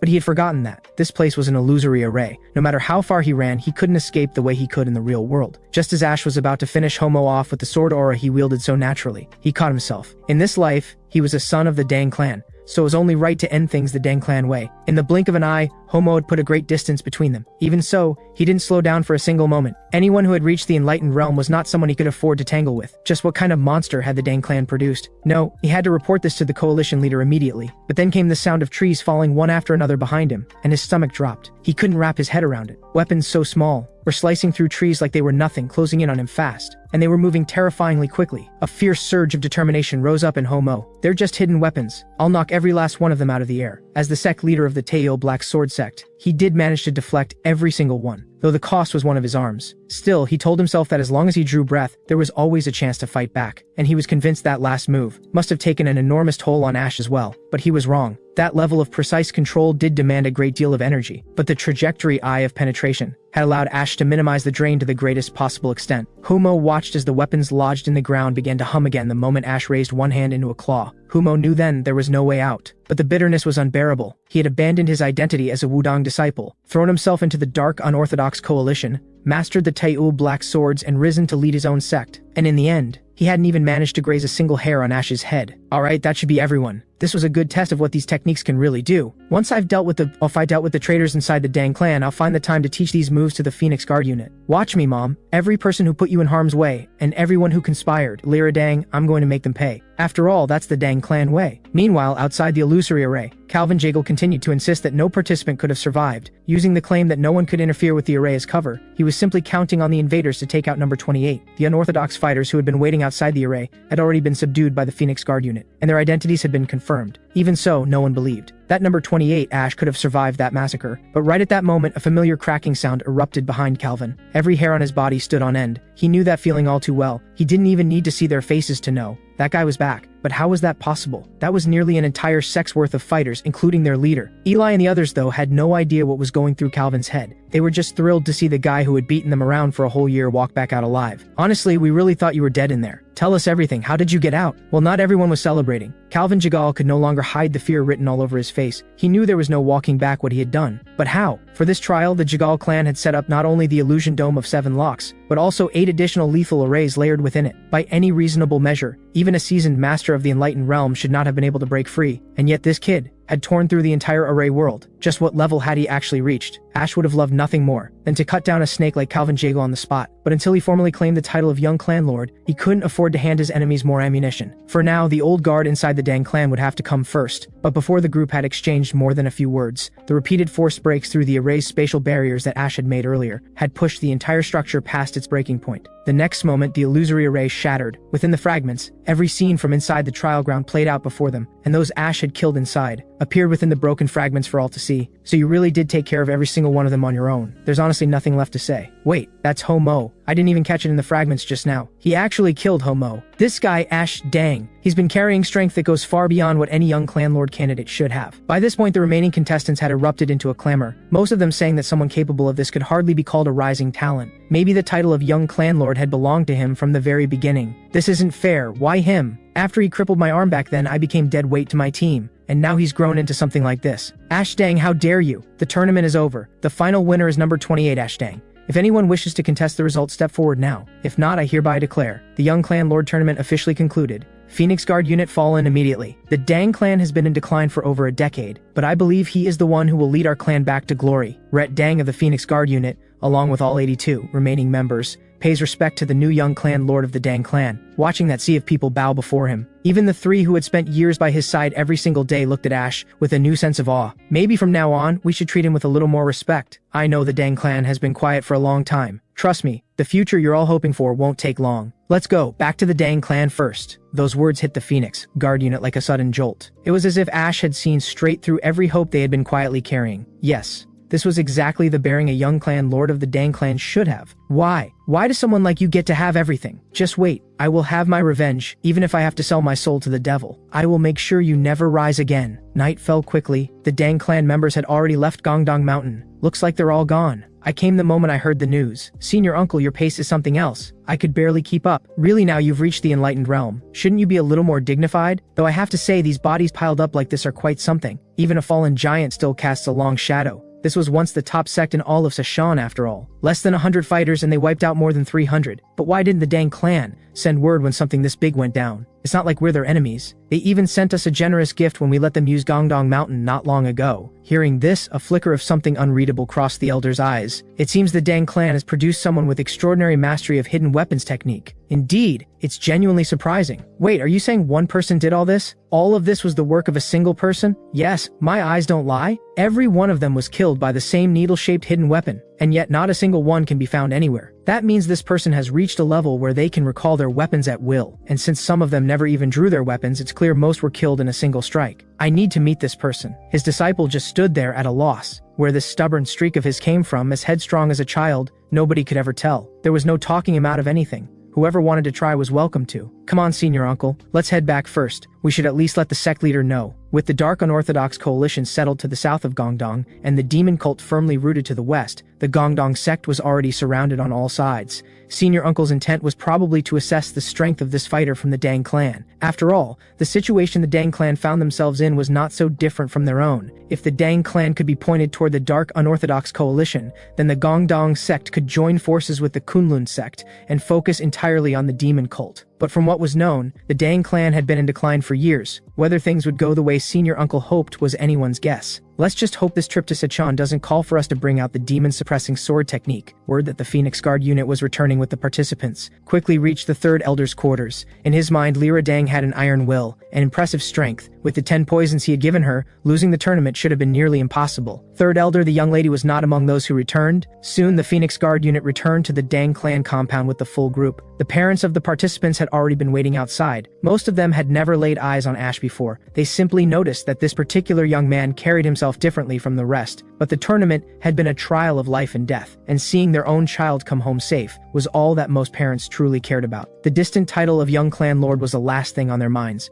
because for so many others, they searched and searched through the crowd, only to never find the face they were looking for. Mom must be worried sick about me. But if I go home, what if she doesn't recognize me? I kind of wonder what she looks like when she's flustered. Ash! Ash! The people from headquarters are here. See that man with the glasses? That's my dad. Now that I've got some backing, I'm going to make the most of it. My dad is capable, but because he never got involved in any factional politics, he was never able to move up. Even now, he's only ever been given minor tasks to handle. Someone like that was exactly the kind of person Ash needed most. It seemed like a good time to learn more about Mira and Eli's situations as well. You've all worked hard. I am Quinn Dang, General Manager of Headquarters. Calvin, the Jiggle clan has put in no small effort for the Dang clan across many fronts. I won't forget that. Now, I've already informed the elders. Everyone head to the Elder Council chambers immediately. As for the Phoenix Guard unit, you're dismissed. Go and rest. Rhett could see through Quinn's intentions at a glance. But they were now the young clan lord's personal guard. By proper procedure, the tournament fell under the jurisdiction of the Hall of Dark Poison. The right thing to do was to escort the young clan lord there first. But the Elder Council had held power over the Dang clan for far too long.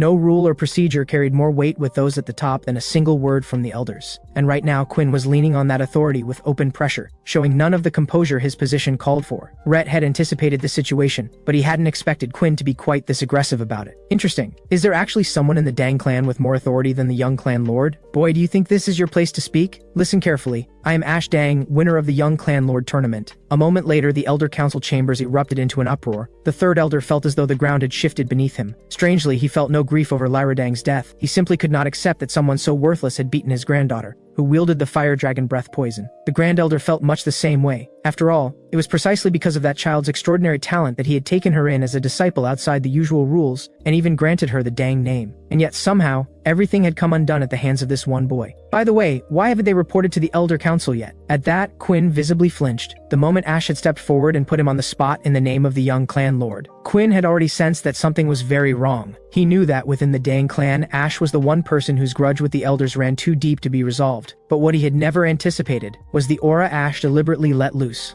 Something so overwhelming that even Quinn couldn't make sense of it. He understood that if he didn't back down now, Dying right there and then would not have been a surprise. Listen, I don't care what those old men who can't be bothered to move think. By proper procedure, we will be heading to the Hall of Dark Poison, which oversaw the tournament. And you can pass this message along to them. Your era is over. Quinn made his way to the Elder Council and reported everything that had just happened, though the words "your era is over" never quite made it out of his mouth. The Grand Elder erupted in fury and slammed his palm straight through the table. He then ordered the combat unit standing by outside to follow him and go deal with this arrogant boy personally. On the other side of the compound, inside the Hall of Dark Poison, no one was more stunned than Dara Dang. Ash didn't dwell on it and simply confirmed, "Yes, you heard right." With that confirmed, Dara let out a relieved sigh. The young master had truly grown. Just then, a commotion broke out outside. Ash walked out without a moment's hesitation. He already knew it had to be the Elder Council, freshly riled up from being challenged. Outside, the third elder arrived in a hurry with a crowd behind him, only to be blocked by the Phoenix Guard unit. Just as he was about to make a move, Ash stepped out in time. The third elder spoke first. "The young clan lord is supposed to be the future leader of this family, and yet you dare bypass the Elder Council and crown yourself?" Ash fired back without missing a beat. "I earned my place through the tournament, and I came to the Hall of Dark Poison to follow proper succession protocol. What exactly is wrong with that?" It was a solid argument, and the third elder struggled to counter it. He quickly changed the subject. "I heard on the way here, nearly 300 fighters from the Taeil Black Sword sect intervened in the Jiu Poison battle. With outside parties involved, this tournament lost all legitimacy." Ash laid it out plainly. "Rex Dang and Lyra Dang eliminated the other participants first. The invaders only showed up after I had already dealt with both of them, so it didn't affect the outcome." The moment he heard that Ash had killed his granddaughter, the third elder's entire body surged with rage. He let out a roar and lunged at Ash. Ash caught it without flinching. "Since words aren't convincing you, let me try another way." He gripped the third elder's hand and held it firm. The third elder couldn't believe it. He swung again with his other fist, but the next moment, Ash reached into his robe and produced a small red vial. The third elder froze. Fear crept into his eyes. Ash said quietly, "Surprised? The poison vial you gave your granddaughter is now in my hands. If it were just some ordinary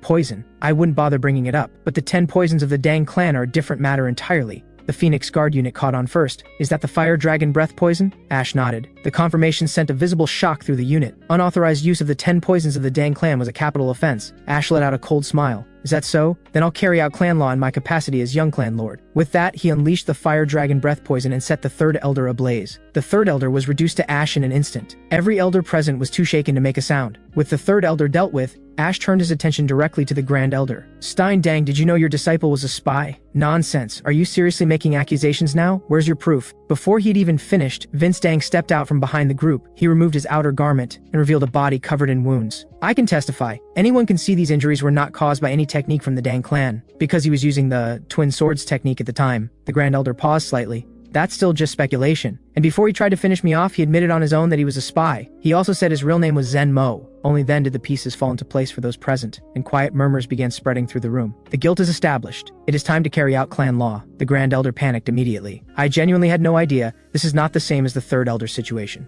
Ash understood the distinction, so he took only one of the Grand Elder's arms. The Grand Elder immediately pressed down on the wound to stop the bleeding, and thanked Ash for sparing his life. But even as the words of gratitude left his mouth, his other hand had already closed around a vial of deadly poison. It was a poison he had spent half his life developing, the shapeless poison. True to its name, it had no color, no smell, and no detectable form. But Ash detected it the instant it was released. While it would have been devastatingly effective against anyone else, to Ash it was nothing but nourishment. To think the Grand Elder would use the act of stopping his own bleeding as cover to poison me, that is truly beneath contempt. Seeing that the poison had done nothing, the Grand Elder opened his mouth to beg, but Ash cut him off with a single strike that took his head clean off. With that, the greatest threat to the clan had been removed. The remaining elders seethed inwardly but held their tongues. That evening, inside Sophia Dang's residence, Sophia sat listening to her son's story, with an expression of pure disbelief. But beneath it was a deep warmth. His father, wherever he was, would surely be proud. On the other side of the compound, Ash was holding an emergency meeting. As much as he wanted to go see his mother right away, there was far too much that needed to be handled first. The first order of business was shifting real power within the clan to the Hall of Dark Poison. The fifth elder took the opportunity to propose the idea of an acting regency. Ash knew exactly what the fifth elder was angling for,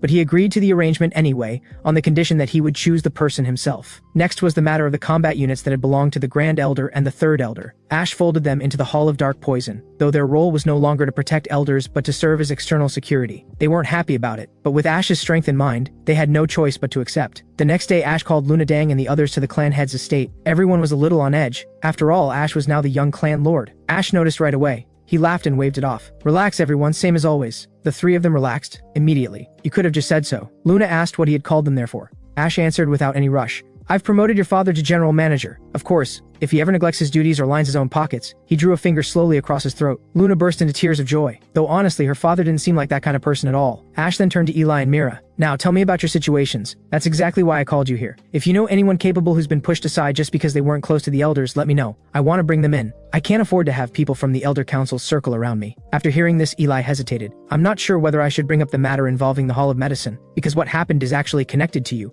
More precisely to your father's death. At those words, Ash's expression hardened. The ones who poisoned your father were from the Hall of Medicine. I remember that day, your father came to the Hall of Medicine to see my grandfather. He happened to overhear the deputy head Dante Dang saying degrading things about your mother. The two of them got into an argument, but Dante had no ground to stand on. When he couldn't win with words, he tried to resort to force. My grandfather arrived just in time. Dante lost his chance to become the next hall head because of it. That was when he held a grudge. He not only poisoned my father, but also had my grandfather thrown into the underground prison. Your father was poisoned and killed because of it as well. Ash listened to all of it without losing his composure, then asked, do you know why Dante kept your grandfather alive? Eli answered, because of the 10 millennia Firecarp energy orb. But it carries an extremely potent poison, and only my grandfather knows how to neutralize it. That's the only reason he was kept alive. Dante's goal was to absorb the energy orb, reach the enlightened realm, and then break away from the Dang clan to rule on his own. Ash's brow furrowed. He turned to Eli. Eli, I will help you get justice. If I take out everyone responsible, can the Hall of Medicine still function? Eli blinked. Then his expression turned serious. Yes, it can. Ash then turned to Mira with an apologetic look. Bear with me a little longer. Once this is handled, you're next. Mira smiled and nodded. Then there's no time to waste. Let's move on the Hall of Medicine now. Before long, Ash arrived at the Hall of Medicine with the Phoenix Guard unit. The people inside cried out that this was unjust.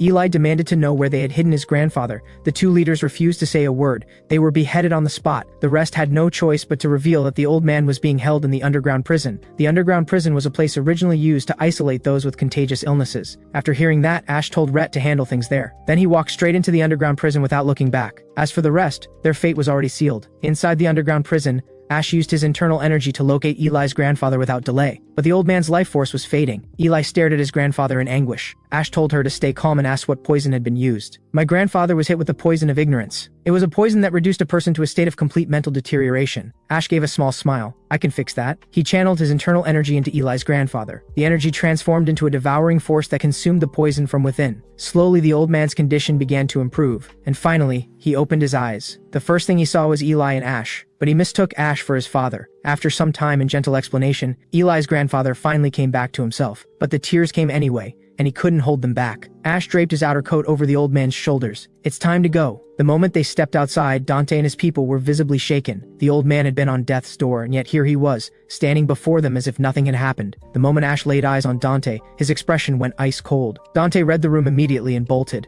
But he hadn't taken 2 steps before Ash's poison needle found its mark. With that, the matter of the Hall of Medicine was closed. And of course, Ash left none of Dante's remaining followers alive. The next day, after a brief rest, they made their way into the Hall of Medicine. At the sight of the toxic vapor rising from the 10 millennia Firecarp energy orb, Ash couldn't help but feel his mouth water. Without another word, he decided to take it and absorb it on the spot. Ash reached out and took hold of the energy orb. The toxic energy flowed into his body. While it carried an intense heat, it was nowhere near the level of the fire dragon breath poison. In the end, the toxic elements were completely purified, leaving behind a pure and radiant energy orb. Ash closed the wooden case and headed off to see his mother. He arrived at her door and knocked politely. Only after hearing her answer did he open the door. There she was, his mother, whom he hadn't seen in 3 years. She was still beautiful, but her hair had gone white, and her face carried lines it hadn't had before. In that moment, Ash could see just how much she had been worrying about him all this time. Just as he was about to speak, his mother pulled him into her arms before he could get a word out. They exchanged a few warm words, the Phoenix Guard unit coming up along the way. That was when Sophia noticed the wooden case in Ash's hands. Ash snapped back to it and opened the case. This is for you. Sophia's eyes went wide. I can't accept this. Ash let out a quiet sigh. For me, this energy orb has already served its purpose. He asked her to place her hand in his.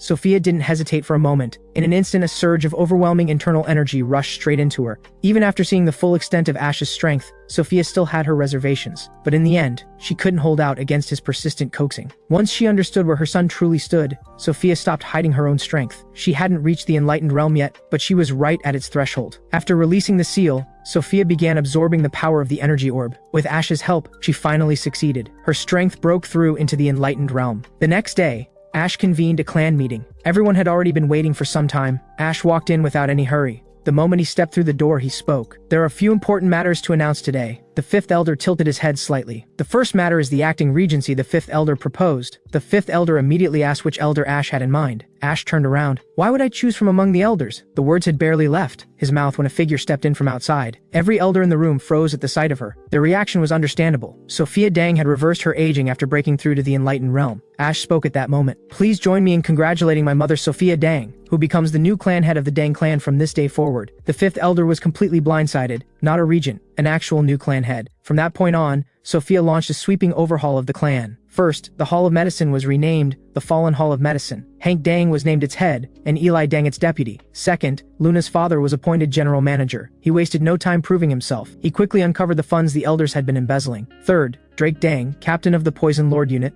along with every elder found guilty of corruption, was removed from their positions. Ash watched all of it quietly, thinking to himself that she truly lived up to the name of a remarkable woman, and he swore that he would never allow any force to tear apart what was being built here. At that moment, inside the Great Hall of the Dark Unorthodox Coalition, Rose Ryu, leader of the Heartfire sect, was delivering a careful report on recent events. She urged coalition leader Jaeger Liu to deal with the Dang clan sooner rather than later, before they grew any stronger. Jaeger Liu's expression darkened, and he spoke in a low, deliberate tone. Didn't I already say the Dang clan still has its uses? They are not to be touched yet. The sheer weight of his presence pinned Rose in place. She couldn't move. But a moment later, his expression eased. Though I will say, the Dang clan's new young clan lord is interesting. Send word, have the young clan lord of the Dang clan attend the upcoming Seishan Regional Assembly. On the other side, Ash and Sophia were deep in conversation late into the night. As they talked, Ash noticed something. His mother had concealed her strength again. He was puzzled. She had reached the enlightened realm. Why hide it? Sophia explained. I'm not hiding my strength. What you're sensing is the clan's secret technique, the hidden energy presence. Ash looked genuinely confused. Sophia smiled. This calls for a rather long story. Long ago, a plague broke out in a village and nearly everyone there fell ill. But one young boy showed no signs of sickness whatsoever. Everyone assumed he was the cause. In the end, he was driven out. But where could a child that young go? He took shelter in a cave not far from the village. He survived by eating the offerings left at a nearby shrine. 2 days passed in complete isolation. On the third day, everyone in the village was dead. The boy began to wonder if he truly was the source of the plague. But before he could dwell on it, a group of people came for him. They belonged to the most notorious assassin organization in the history of the martial world, the Moon Shadow Poison Assassination Guild. They abducted children from across the land and raised them as killers. To prevent escape, every child was given a poison pill. Without the antidote taken at regular intervals, the poison would activate and kill. When the boy grew up, he realized that the way the poison killed looked exactly the same as how the villagers had died. Only then did it hit him. He had been set up from the very beginning.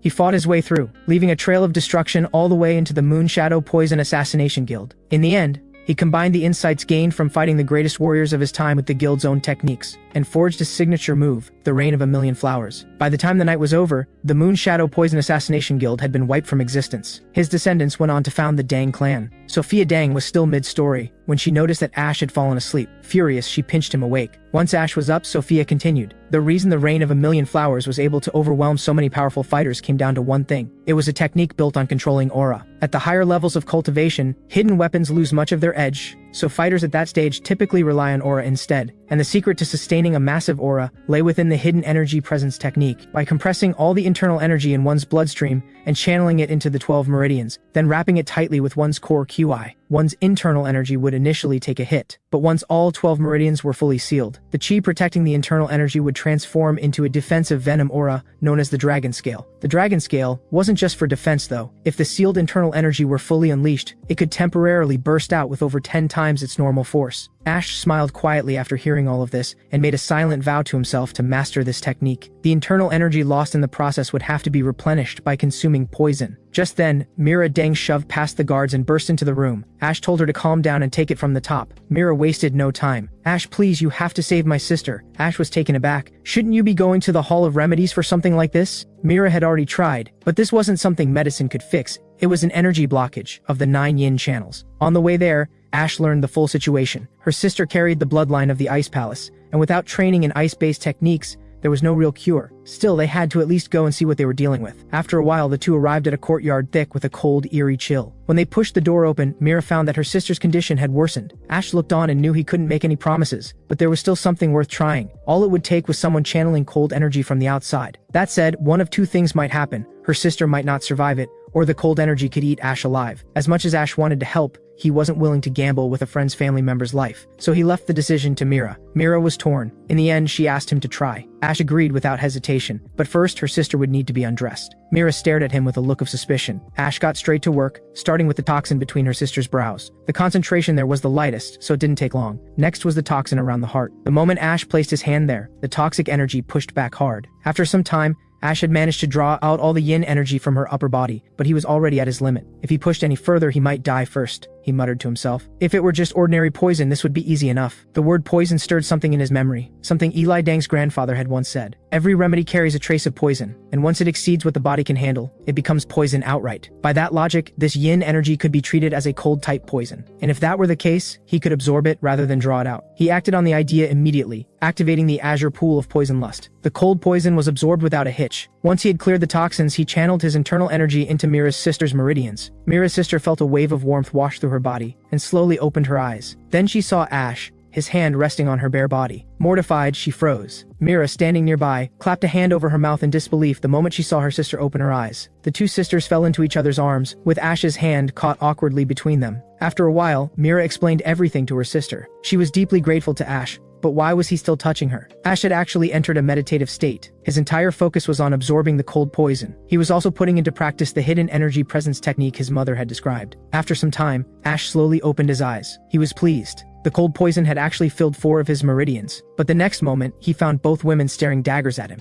He quickly lifted his hand away. Vera Dang told him it was fine, Mira had already filled her in. Just as the gratitude was being exchanged, a large man burst through the door. He walked right into the middle of what looked like a very compromising scene. He exploded. "What in the world did you do to my daughters?" After a lengthy explanation, the man finally understood what had happened. He dropped to his knees and apologized. Ash waved it off. Anyone walking in on that scene would have jumped to the same conclusion. Along with the apology came deep gratitude. His wife had died from the same energy blockage. He had spent years and every last coin searching for a way to save his daughter, and found nothing. If Ash hadn't stepped in when he did, he would have outlived his own child. Ash helped the man to his feet. "You're too kind. I only did what needed to be done." With things settled, Ash prepared to leave. Just then, Mira called out to him from across the courtyard. He turned and caught sight of Vera, now fully dressed. His face went red on the spot. It was like seeing a goddess step down from the heavens. But out of politeness, he didn't linger. After Ash left, Vera found herself unexpectedly worried. Mira caught on immediately and flashed a knowing smile. "Looks like someone's fallen for him. Look all you want, he's not coming back." "Don't worry, sis. You're the most beautiful person I've ever seen." Meanwhile, Ash walked slowly down the road. His mind kept drifting back to what had just happened. He had even started imagining the wedding. But for now, it was only a fantasy. There were still serious problems that needed his attention. After a while, Ash made his way to the chamber where the Dang clan's 10 poisons were stored. After years of housing every kind of poison imaginable,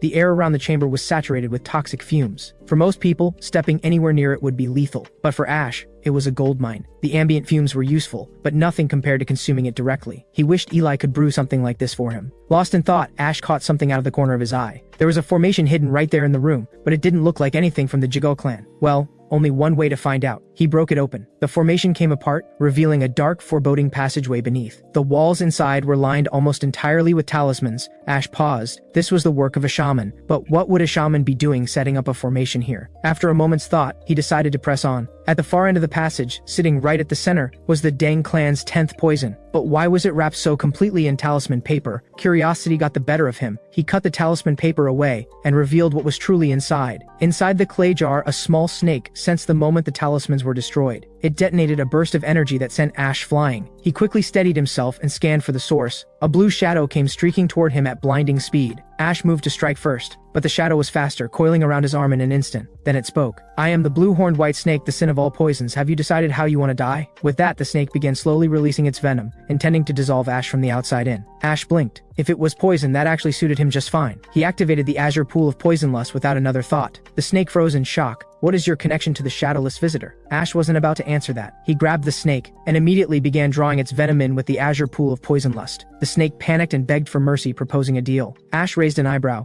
Sensing an opening, the snake pressed on. "Let me be your bonded companion. I can supply you with poison endlessly." Ash wasn't interested. He didn't make a habit of showing mercy to enemies. At that, the snake broke down in tears. It had been trapped in that jar for hundreds of years. Something about that got to Ash. It reminded him of his own past life. While he was still mulling it over, the snake switched tactics and put on its most pitiful face. Ash let out a long sigh and nodded. There was a certain fate in this encounter, and keeping the snake around wouldn't hurt. The snake was surprised, but afraid Ash might go back on his word. It rushed to seal the contract before he could change his mind. The moment the contract was finalized, a burst of light erupted from the poison chamber. The two people waiting outside were completely baffled. Fortunately, Ash walked out a moment later. He said nothing and headed straight back to the estate. Back there, he had successfully sealed all 12 meridians, and the dragon scale had finally taken form. It was every bit as formidable as its reputation. The durability was on a completely different level from ordinary defensive techniques. Just then, a member of the Phoenix Guard unit rushed in. Young clan lord, members of the Dark Unorthodox Coalition have been spotted on the road leading to the Dang clan. Elsewhere, a Gongdong Mountain disciple named Hyun So and his martial uncle Tae-hyo were trying to evade pursuit by the Dark Unorthodox Coalition, but the Coalition's men had caught up just as they were about to strike. Ash arrived just in time. He had nothing to say to these unorthodox fighters. He reached into his pocket and rummaged around. Then he pulled out a fistful of silver needles and flung them into the air. The crowd looked on in confusion. Why throw them upward? The next second, every needle found its mark. In the blink of an eye, several hundred Coalition fighters had been taken down. Hyun-so stood there, jaw practically on the floor. Once it was over, Ash told Hyun-so to head to the Dang clan estate for now. At the estate, Hyun-so explained what had happened. 3 days prior, he and Tae-hyo had stopped for a meal on the outskirts of Seshan. By pure chance, the leader of the Dark Unorthodox Coalition happened to be dining at the same place. Tae-hyo had never been able to stomach the unorthodox sects, so he challenged the man to a fight. But Jaeger Lu's power far exceeded anything Tae-hyo was prepared for. He couldn't land a single meaningful blow. In desperation, Tae-hyo even brought out the Gongdong Mountain's ultimate technique, the demon-suppressing sword technique. Jaeger walked away without a scratch. What stunned everyone the most was that Jaeger had memorized the demon-suppressing sword technique after watching it just once. Thankfully, Tae-hyo shoved Hyun-so out of the way in time. Otherwise, that overwhelming force would have killed him. Ash was taken aback. Mastering a peak-level technique in a single glance, Hyun-so then pressed his fists together in a formal bow. When we march against the demonic sect, we ask that you help us block the Dark Unorthodox Coalition from moving north. Ash turned it down without a second thought. That's not a call I can make on my own. I'll need to discuss it with the clan lord first. Hyun-so went to report back to Tae-hyo, who was disappointed but accepted there was nothing to do but wait. While they were still thinking it over, Vera and her father arrived with a message. The clan lord requests your presence. After a short while, the two arrived at the Hall of Dark Poison. Sophia had been waiting for them. The moment they laid eyes on her, both men were caught off guard. Neither had expected the clan lord to be a peak-level master. Hyun-so then presented their request to Sophia. Sophia listened without replying. Instead, she turned to Ash. Ash declined again, and this time without hesitation. He explained, I understand the threat the demonic sect poses, but the Dark Unorthodox Coalition is a different matter entirely. From what I've looked into, they haven't oppressed the common people. If anything, they've been clearing out bandits. The two thought the conversation was over, but then Ash added, we can help. The question is what you're willing to offer. After the negotiation, both men stepped out of the meeting room. Hyun-so looked hollow. They had just handed over several years' worth of the Gongdong Mountain budget. Tae-hyo didn't dwell on it. As long as the sect survived, it was worth every coin. Back inside, Sophia asked Ash if money was really all he was after. Not exactly. Their people may have good values, but I don't trust the coalition itself. Sophia read between the lines and asked what he had in mind. Ash smiled. We go in from the inside. The Seishan Regional Assembly is the right moment, and if they turn out to be beyond saving, I'll deal with them myself. In a carriage not far away, the Jaegal clan lord was giving his daughter, Yo-Yo Jaegal, a serious talk. She had to build a strong relationship with the young clan lord. The fate of their family depended on it. Yo-Yo lit up. Absolutely. Her enthusiasm admittedly had a lot to do with the rumor she had heard about how handsome the young clan lord was. Her father quietly breathed a sigh of relief, though his reasons were more complicated than he let on. He wanted the Dang clan to protect Yo-Yo because she reminded him too much of her older sister. Over a decade ago, Malgrave had set his sights on the older sister, and that obsession brought destruction to the Jaegal clan. The sister had given her life to protect what remained of the family. Rather than be used as a plaything, she had taken her own life. He was still lost in the memory when the door swung open. Sophia stepped out. Both of them were stunned. They had never seen anyone so breathtaking. The Jaegal clan lord recovered first and quickly bowed. An honor to meet the Dang clan lord. We've come to help set up the formation arrays. Sophia thanked them warmly, and then noticed Yo-Yo standing beside her father. But Yo-Yo was completely lost in her own world. She had just caught a glimpse of Ash's face. Her cheeks flushed deep red. It took her father calling her name 3 times to snap her out of it. She quickly bowed and gave a brief introduction, then immediately started working her charm. She was sure this would be enough to catch the young clan lord's eye, but Ash looked half asleep, the picture of total indifference. Both father and daughter stared at him, completely lost. Sophia pinched Ash awake, and the meeting was finally able to proceed. Elsewhere, at Mira and Vera's home, Mira was helping Vera get ready. Then Mira spoke up out of nowhere. Sis, Ash is heading to the Seishan Regional Assembly. What if he meets someone there? Vera's composure cracked instantly. She started fumbling over her words. Mira saw right through her and let out a mischievous grin. Then she grabbed Vera by the hand and dragged her off to find Ash. At the same time, inside the Hall of Dark Poison, Yo-Yo was asking Ash to bring her along to the Seishan Regional Assembly. Ash didn't mind. The invitation called for a guard and an attendant anyway, so he agreed. Suddenly the door flew open. Mira and Vera walked in. Mira was about to say something when she spotted Yo-Yo. Her expression darkened, and the two women locked eyes. Ash noticed Vera and broke the tension. Mira finally looked away. My sister and I are coming to the Seishan Regional Assembly, Mira announced. Ash looked confused. You need a guard and an attendant, right? That's us. Yo-Yo sensed a threat. She had been counting on having Ash to herself at the assembly, and now two unexpected rivals had shown up. One of them was stunning beyond words. Ash didn't hesitate. You can come as the guard, but Vera can't be the attendant. That spot is already taken. That didn't sit well with Mira at all. She looked over at Vera, who was fighting back tears. Mira had had enough. She pulled Ash outside. Ash explained that the assembly was going to be dangerous. Vera had barely recovered, and if something went wrong, it would be on his hands. That sent a chill through Mira. She conceded that Vera could stay behind, but she herself was going. She wasn't about to leave the door open for anyone else. The next morning, Hyun-So and Taehyo had recovered and were ready to depart. They expressed deep gratitude for the hospitality they had been shown. Sophia told them not to worry about it, and informed them that the reinforcements were ready. Over 100 Dang clan soldiers and 3 elders. Taehyo thanked the Dang clan once more, and the group set off to return and reinforce their side. It was also time for Ash to set out for the Seishan Regional Assembly. Before leaving, he asked Eli for extra supplies of poison. This trip might very well turn into a battle. With everything in order, the group made their final preparations and set off. Sometime later, they arrived in Hunyang, Sashion. The 3 of them walked the streets in plain, inconspicuous clothing. Ash's eye was caught by a blacksmith shop nearby. He walked over. Are you open? The blacksmith perked up at the sound of a customer and waved him in. He showed off the blades on display, and boasted that none could compare. Ash picked one up casually and flicked the blade. The edge was sharp, genuinely impressive. Your skill really does live up to those words, Ash said. The blacksmith blinked, caught off guard. No flashy decoration, but the edge on these blades is exceptional. Well done. He was ready to pick any one of them. They all looked solid. The blacksmith asked him to wait just a moment. He returned with a heavy wooden box. Go ahead and open it. It's been a long time since I've met someone who truly understands a good blade. Ash opened the box. The sword inside radiated a cold intensity, and its edge was razor sharp. All 3 of them paused. That was a fine blade. The blacksmith explained that the sword was called the Demon Slayer. It was the finest work he and his master had ever produced together, the culmination of their lifetimes. Ash said nothing, but he recognized what he was looking at. This was already a legendary weapon. It could stand alongside the sword he had carried in his past life, but this was too conspicuous for what he needed. A blade like that would draw too many eyes. In an unfamiliar place, keeping a low profile was the smarter move. Just then, a group of men barged into the shop. The one leading them, a man named Chad Kane, declared he was taking the sword. He also mouthed off at Ash, who had no interest in getting involved. But then Ash noticed something. Chad's men were carrying demonic energy. He stepped in. Chad's men didn't hold back. One came at him with a blade. Ash deflected it without effort, and finished him in the same motion. The rest of Chad's crew hesitated, then charged anyway. Ash cut them down without breaking a sweat. Ants were ants no matter how many of them swarmed. Mira and Yo-Yo stood frozen for 3 full seconds before it registered that the fight was already over. Word reached Chad's father, a man named Warden Kane. He was furious. He immediately gathered several hundred of his best fighters and marched to confront them. Ash was completely unfazed. The 3 people peeking from inside the shop were the ones starting to panic. Warden bellowed at Ash. Do you have any idea who you just crossed? I know exactly who you are, Ash replied calmly. You're with the demonic sect, and none of you are leaving here alive. Warden's eyes narrowed.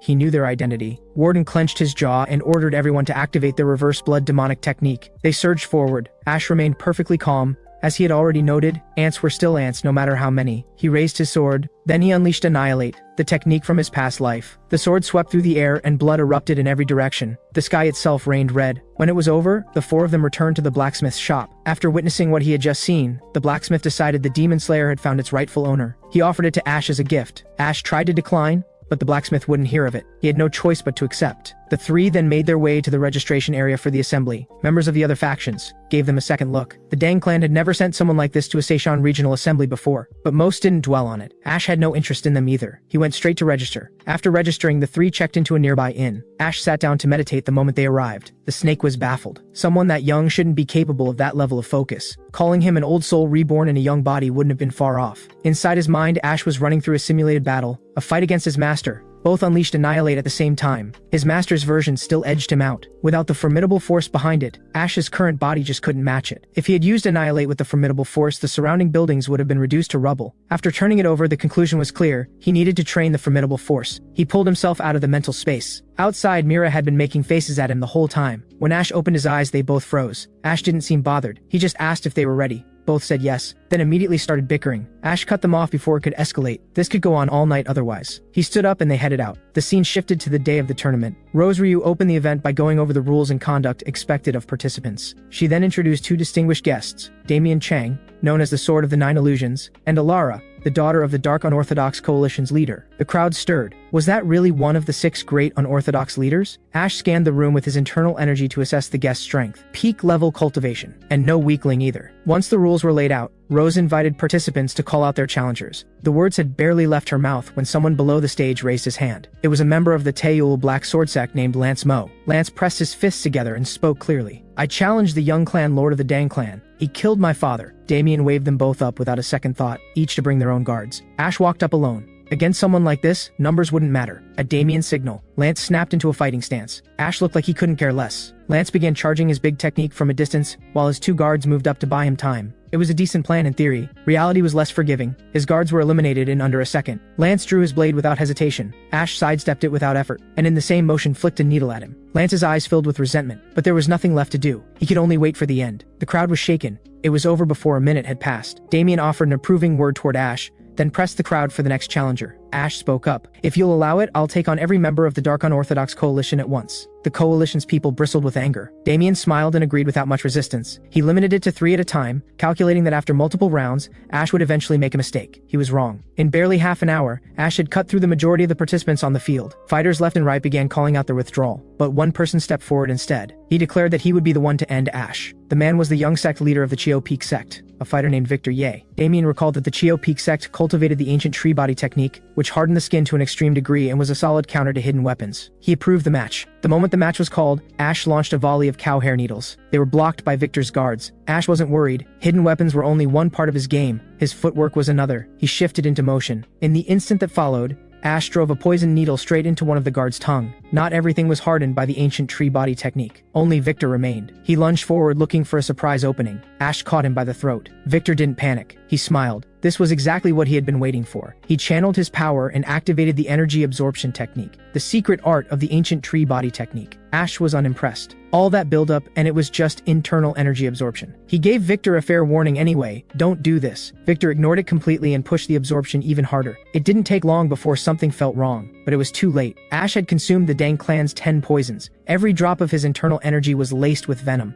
Damien watched this unfold and moved to call the match, but Rose pressured him to keep going and insisted the next fighter had to be Damien himself. He turned on her. He's just some upstart. What's your grudge with him? Rose didn't answer the question. He killed the sect master Mo. I'd advise you to stop calling him an upstart. She kept the pressure on. That enraged Damien, but he had no real choice. He raised his sword and asked Ash not to hold this against him. A child's life was at stake. Just as the match was about to begin, music started playing throughout the arena. It wasn't ordinary music. It was the kind designed to drive people into a frenzied, uncontrolled state. Ash was completely unaffected. Everyone else was not so lucky. The sound itself didn't do anything to Ash, but it was still annoying. So he drew his wild dance of spinning stars. Every musician in the arena was eliminated in an instant. Damien stared in disbelief, but Ash waved at him to come. Having seen this display, Damien was rattled. Even he might struggle to fully block those hidden weapons. But to his surprise, Ash put away his hidden weapons and drew his sword instead. Damien blinked, then gestured for Ash to make the first move. Ash smiled quietly. He unsealed his internal energy, and a terrifying aura erupted around him. The crowd was speechless. Was this really one person? Damien forced himself to stay calm, and committed to a full offensive. Damien's sword began to emit a faint glow. This was the empowered blade, the pinnacle of sword technique. Ash was genuinely surprised. Someone else could use the empowered blade. He brought his own out to meet it. Damien steadied himself against the rising panic,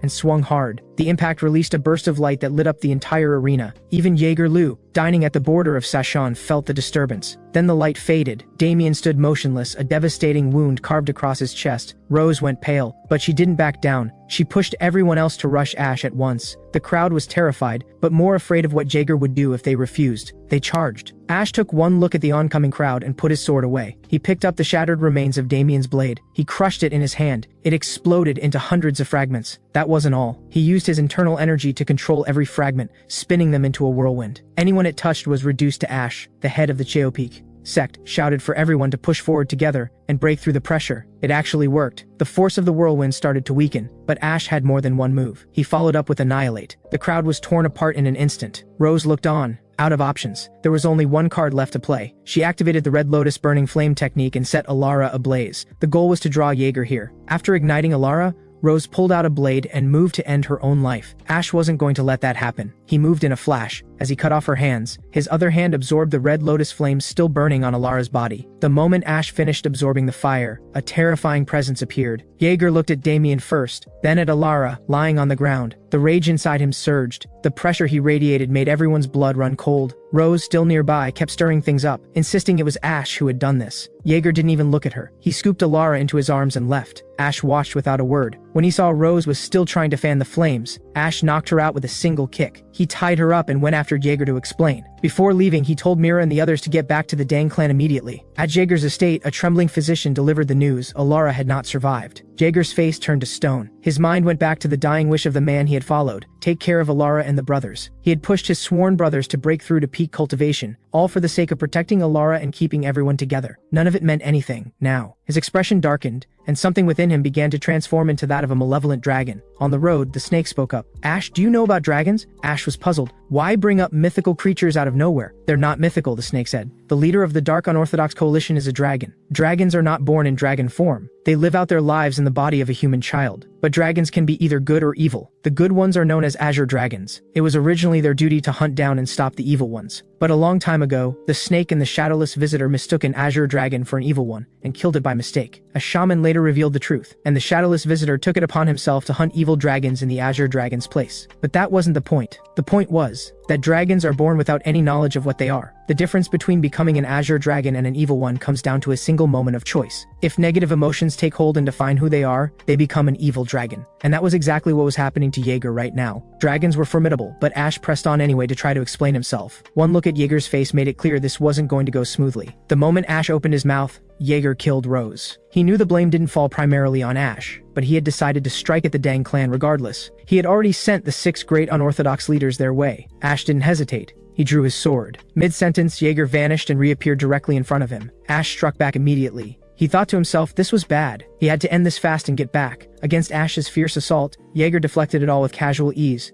barely lifting a hand. Ash pushed into the empowered blade. The force of it instantly tore through the wall behind Jaeger. Jaeger was untouched. If raw power wasn't going to work, then speed would have to. Ash switched to rapid slashes. That actually landed. Jaeger couldn't block everything this time, but they were only grazes. Jaeger glanced at his shoulder. He was done holding back. He blurred into motion and closed in on Ash. At first glance, it looked like they were evenly matched, but then Jaeger vanished again, reappearing right in front of Ash, and every blow that followed landed. He then unleashed the demon-suppressing sword technique of the Gongdong sect. A powerful explosion followed immediately. But Ash was not someone who went down easily. After all, he was a man who had grasped the true essence of the sword. The strike carried enormous force. A single blow dealt Jaeger a severe wound. But that level of damage did nothing to slow him down. Jaeger was a dragon, after all. The two continued to clash in a brutal exchange. But Jaeger's attacks grew fiercer by the moment, and even Ash found himself struggling to hold his ground. Eventually, Ash was beaten into unconsciousness. Fortunately, Little Snake channeled a wave of venom energy into him. That was what finally brought Ash back to consciousness. Watching the technique Jaeger unleashed before him, Ash felt a sudden wave of familiarity. That was Annihilate, his own ultimate technique. Without a moment's hesitation, Ash responded in kind. He launched Annihilate to meet it head-on. The resulting explosion lit up the entire sky. Even Sophia, far away at the Dang clan, felt the shockwave. Ash felt completely drained. Jaeger had truly copied his technique from a single glance. Jaeger was beyond astonishing. But Ash could not give up. His family was still waiting for him to come save them. Suddenly, Jaeger leapt high into the air, and from both hands he unleashed 2 massive black serpents. This was a technique he had refined through countless iterations, the true black snake palm. As the 2 black serpents plunged straight down toward him, Little Snake sensed something was wrong and urged Ash to run. But Ash's expression was one of absolute resolve. He immediately channeled his sword aura once more. Ash knew full well that Annihilate alone would not be enough to cut through. Only the most powerful technique from his past life would do. Without looking back, he charged straight at the 2 black serpents. In an instant, a blinding light flared once more. It drove straight through both serpents. The ultimate technique, Blue Heaven's Piercer. Unfortunately, the strike veered slightly off course and only severed Jaeger's arm. The Demon Slayer shattered immediately after. But it was not over yet. Ash seized control of the broken shards and launched one final assault. He then drew a short blade from inside his robe and delivered another swift cut. Jaeger's arm was severed clean off. Seeing that Jaeger still had not fallen, Ash immediately unleashed the formidable Venom Aura. This was a technique Ash had just invented on the spot. It operated on the same principle as the Fire Dragon Breath Poison's Heat Venom Aura. After delivering that, Ash sheathed his short blade and turned to leave. At that moment, Jaeger finally gave out and collapsed to the ground, his heart filled with bitter resentment, but the burning will to avenge his family made his eyes blaze with life once more. He launched one final desperate attack. Ash was tackled to the ground. He thought to himself, This guy could still move. Just as little snakes shifted form to strike, Jaeger finally gave way and dissolved into nothing. And from his remains, a dragon horn dropped to the ground. But none of that mattered right now. The priority was getting home, because the Dang clan was under attack. Meanwhile, Sophia was locked in combat with Blade of Death, one of the 6 great unorthodox leaders. But she was no match for him and was sent flying in an instant. Blade of Death then moved in to deliver the finishing blow, but Jim Dang stepped in and blocked him. Blade of Death was furious. Fine then, I'll send you to your grave first. Suddenly, a chilling, killing intent crept in from behind. It was Ash. He had returned, and he had brought back the severed heads of the other unorthodox leaders with him. But Ash did not move to strike. Instead, he gave Blade of Death a choice: take his men and leave, or join his leader in death. Blade of Death could barely believe it. Jaeger actually lost? But looking into Ash's cold, unwavering eyes, he could tell it was no lie. He turned to his men and said, "Everyone stand down. The coalition leader is dead. I am giving you one final order. Drop your weapons and run." Every man froze, the hair on their bodies standing on end. Then they dropped their blades and fled without hesitation. But Blade of Death did not run. He chose to fight. His brothers were all dead. What was the point of surviving alone? So Ash gave him what he wanted. The next day, inside the Hall of Dark Poison, Ash summoned Jim. He began by expressing his gratitude. Jim had saved Sophia, though at the cost of losing an arm. Second, Ash told him he wanted to teach him swordsmanship to compensate for the arm he had lost. Jim was stunned. He quickly fell to his knees and thanked Ash for this act of profound generosity. 2 days later, Ash led a group down into the underground vaults beneath the dark, unorthodox coalition stronghold. To everyone's surprise, the place was packed with gold and treasures, enough to sustain the Dang clan for decades. Ash instructed Rhett to personally oversee the transport of the treasure. While he went to take a look around, Ash made his way to the underground library,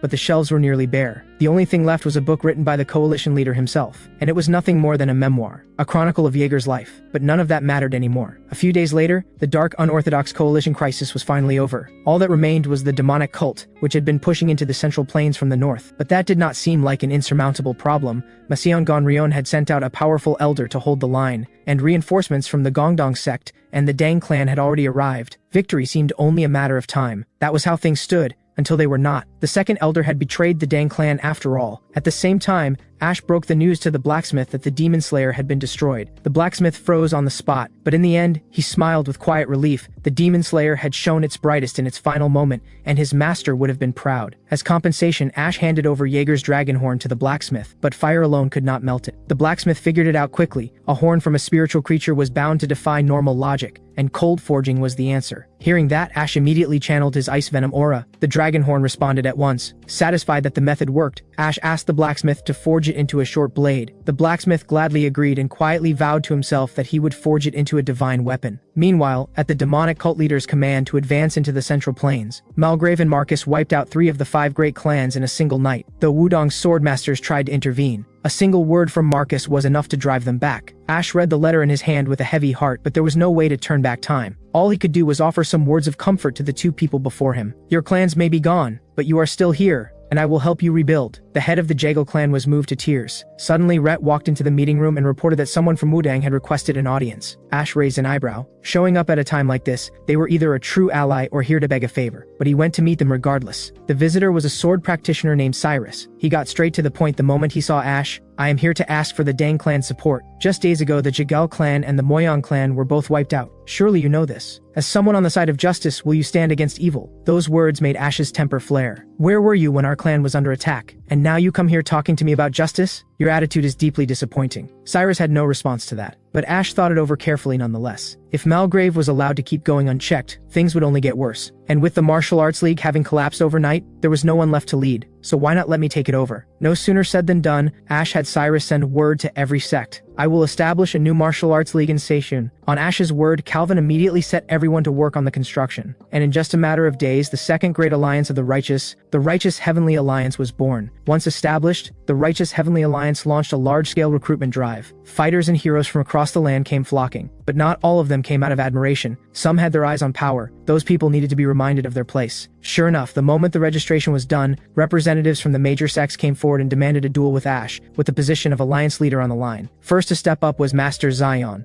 a transcendent-level master from the Shaolin sect. With Calvin's call to begin, Master Zion immediately activated the indestructible diamond technique. Ash looked completely unfazed. He drew the short blade White Snow, freshly forged by the blacksmith from Jaeger's dragon horn. Seeing that Ash was ready, Master Zion launched his attack, but Ash deflected it with ease. Then with a single light stroke, Ash shattered Master Zion's indestructible diamond body right through his hands. Master Zion stared in disbelief. While he stood frozen in shock, Ash unleashed a rapid flurry of strikes. In an instant, the protective aura surrounding Master Zion's entire body shattered. Everyone watching was stunned. Among the crowd, a young man stared in amazement at the swordsmanship Ash had just displayed. Why would the young lord of the Dang clan know the techniques of the sword wraith? That evening, Ash gazed quietly at the beautiful night sky, his thoughts drifting. Suddenly, Calvin approached from behind. "Alliance leader, someone is here to see you. He asked me to pass along a message, the sword wraith's body of valor and the formidable force." Ash's eyes sharpened. He called the visitor in immediately. Inside the meeting room, the man introduced himself. "I am Hector of the Moyong clan. I apologize for the intrusion, but there is something I need to ask you. The swordsmanship you used in today's duel looked remarkably like the techniques of the sword wraith from 200 years ago. How is it that you know them?" Ash did not answer. Instead, he turned the question around. "And how is it that you know the sword wraith's techniques? You have even cultivated the formidable force technique in a mortal body." Those words made Hector speak plainly. The sword wraith was once a member of the Moyong clan, but he was an illegitimate son, looked down upon by everyone in the family. When the young clan lord tournament tore the clan apart from within, the sword wraith walked away from that cold and loveless place without looking back. About 10 years later, he had made a name for himself across the martial world as the sword wraith. Some elders eventually came to persuade him to return, but the sword wraith said only one thing: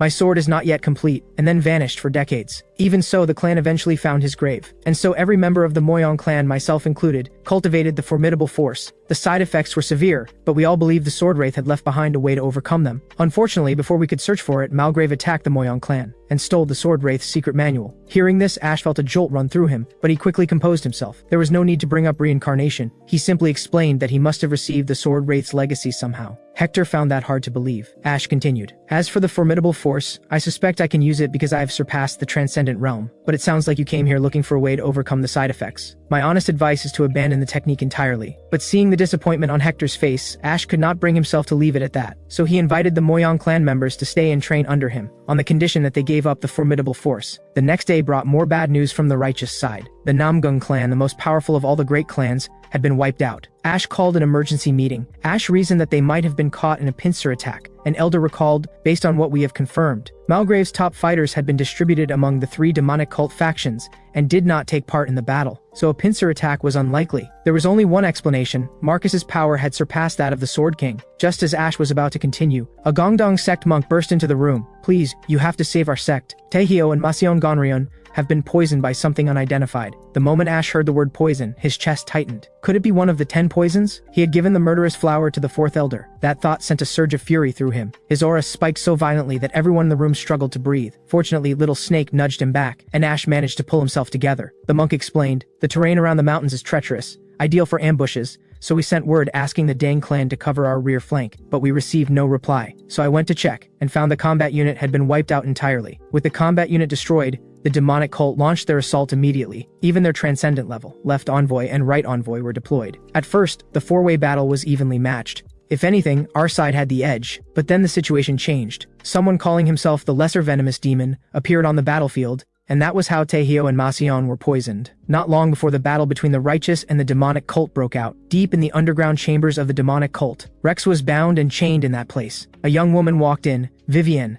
the cult's healer. She was there to treat Rex's arm, but the arm was beyond saving. Every tendon was severed. It had to come off. Rex went still. Was there really no other way? There was one, the Immortal Body Demonic Technique. The Immortal Body Demonic Technique granted extraordinary regenerative power. One could regrow even after being decapitated. Regrowing an arm was nothing by comparison. Rex listened and simply smiled, then agreed without hesitation. What followed was a brutal and inhumane process. In essence, the 10 poisons of the Dang clan were injected into his body one by one, and through constant cycles of death and regeneration, he was pushed to his absolute limits. The Immortal Body Demonic Technique could restore a person, but it drew entirely from demonic energy. Someone had once mastered the Immortal Body Demonic Technique and tried to challenge the cult leader, and was killed instantly. Rex was puzzled. If the technique made you unkillable, how was that possible? Simple, she said. The cult leader's power is the ability to control demonic energy itself, and demonic energy is the very foundation of the technique. With that, she injected the 10 poisons of the Dang clan into Rex's body, and so the cycle continued: poison, death, rebirth again and again, until Rex became what he was now. Meanwhile, the surviving members of the Gongdong sect and Maseon were doing everything they could to carry Taehyo and Maseon Gonryeon to safety. But the enemy was closing in fast. They would be caught at any moment. Suddenly, a figure appeared ahead, but in the next instant, it vanished, and then a row of heads hit the ground. It was Ash. He immediately moved to assess the condition of the 2 injured men,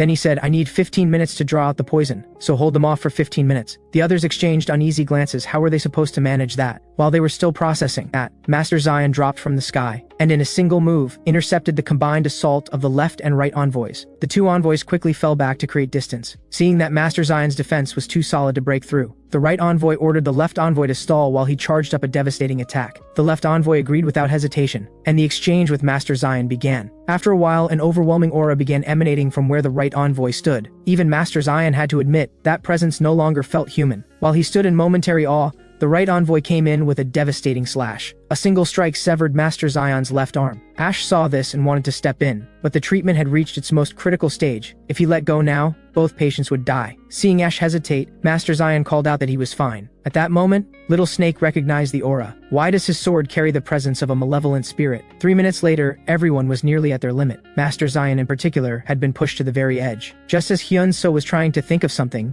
Ash stepped forward from behind. A single sweep of his blade wiped out every foot soldier in an instant. Both envoys froze. They had not expected a swordsman of this caliber to be standing with the righteous faction. Ash looked quietly at Master Xian, now missing an arm, and felt a slow fire kindle inside him. He tightened his grip on white snow and let his killing intent pour out. The left envoy sensed the danger and immediately launched his ultimate technique, but Ash did not flinch. He threw out a casual strike in return. The left envoy was run clean through. The right envoy opened his mouth to beg for mercy, but before a single word came out, his head was already gone. With both envoys dealt with, Ash immediately turned his attention to Master Xian's injuries. Master Xian said he was fine. His spirit would not falter until the demonic cult was destroyed. But that dark and sinister presence from the sword still needed to be dealt with. He walked straight toward the eerie blade. Little Snake immediately urged Ash to stop him. Almost at the same moment, the presence materialized into a massive gaping maw. Fortunately, Ash grabbed Master Xian just in time. The blade then began slowly warping into a monstrous form. Little Snake said, I was not sure I believed it at first, but this is real. This creature is a malevolent spirit, born from years of accumulated hatred and resentment. It was sealed inside the blade. Only a shaman would know how to do that, and the practice is forbidden. But there are always those who break the rules. They are known as forbidden shamans. Little Snake then told Ash to leave the creature to it. It slowly breathed out a veil of mist that covered the entire area. It needed the cover to reveal its true form, and then it swallowed the creature whole. When the mist cleared, everyone immediately asked Ash if he was hurt. He calmly said he was fine, but his expression turned serious in an instant. I have a request, he said. Master Xian, take everyone back. I am going to the enemy's headquarters alone. Nobody agreed with that, but Ash gave 2 reasons. First, someone was deliberately creating malevolent spirits. Second, the identity of the lesser venomous demon was still unknown, and the unknown was always the most dangerous threat. On top of that, the enemy had just lost 2 of their most powerful fighters.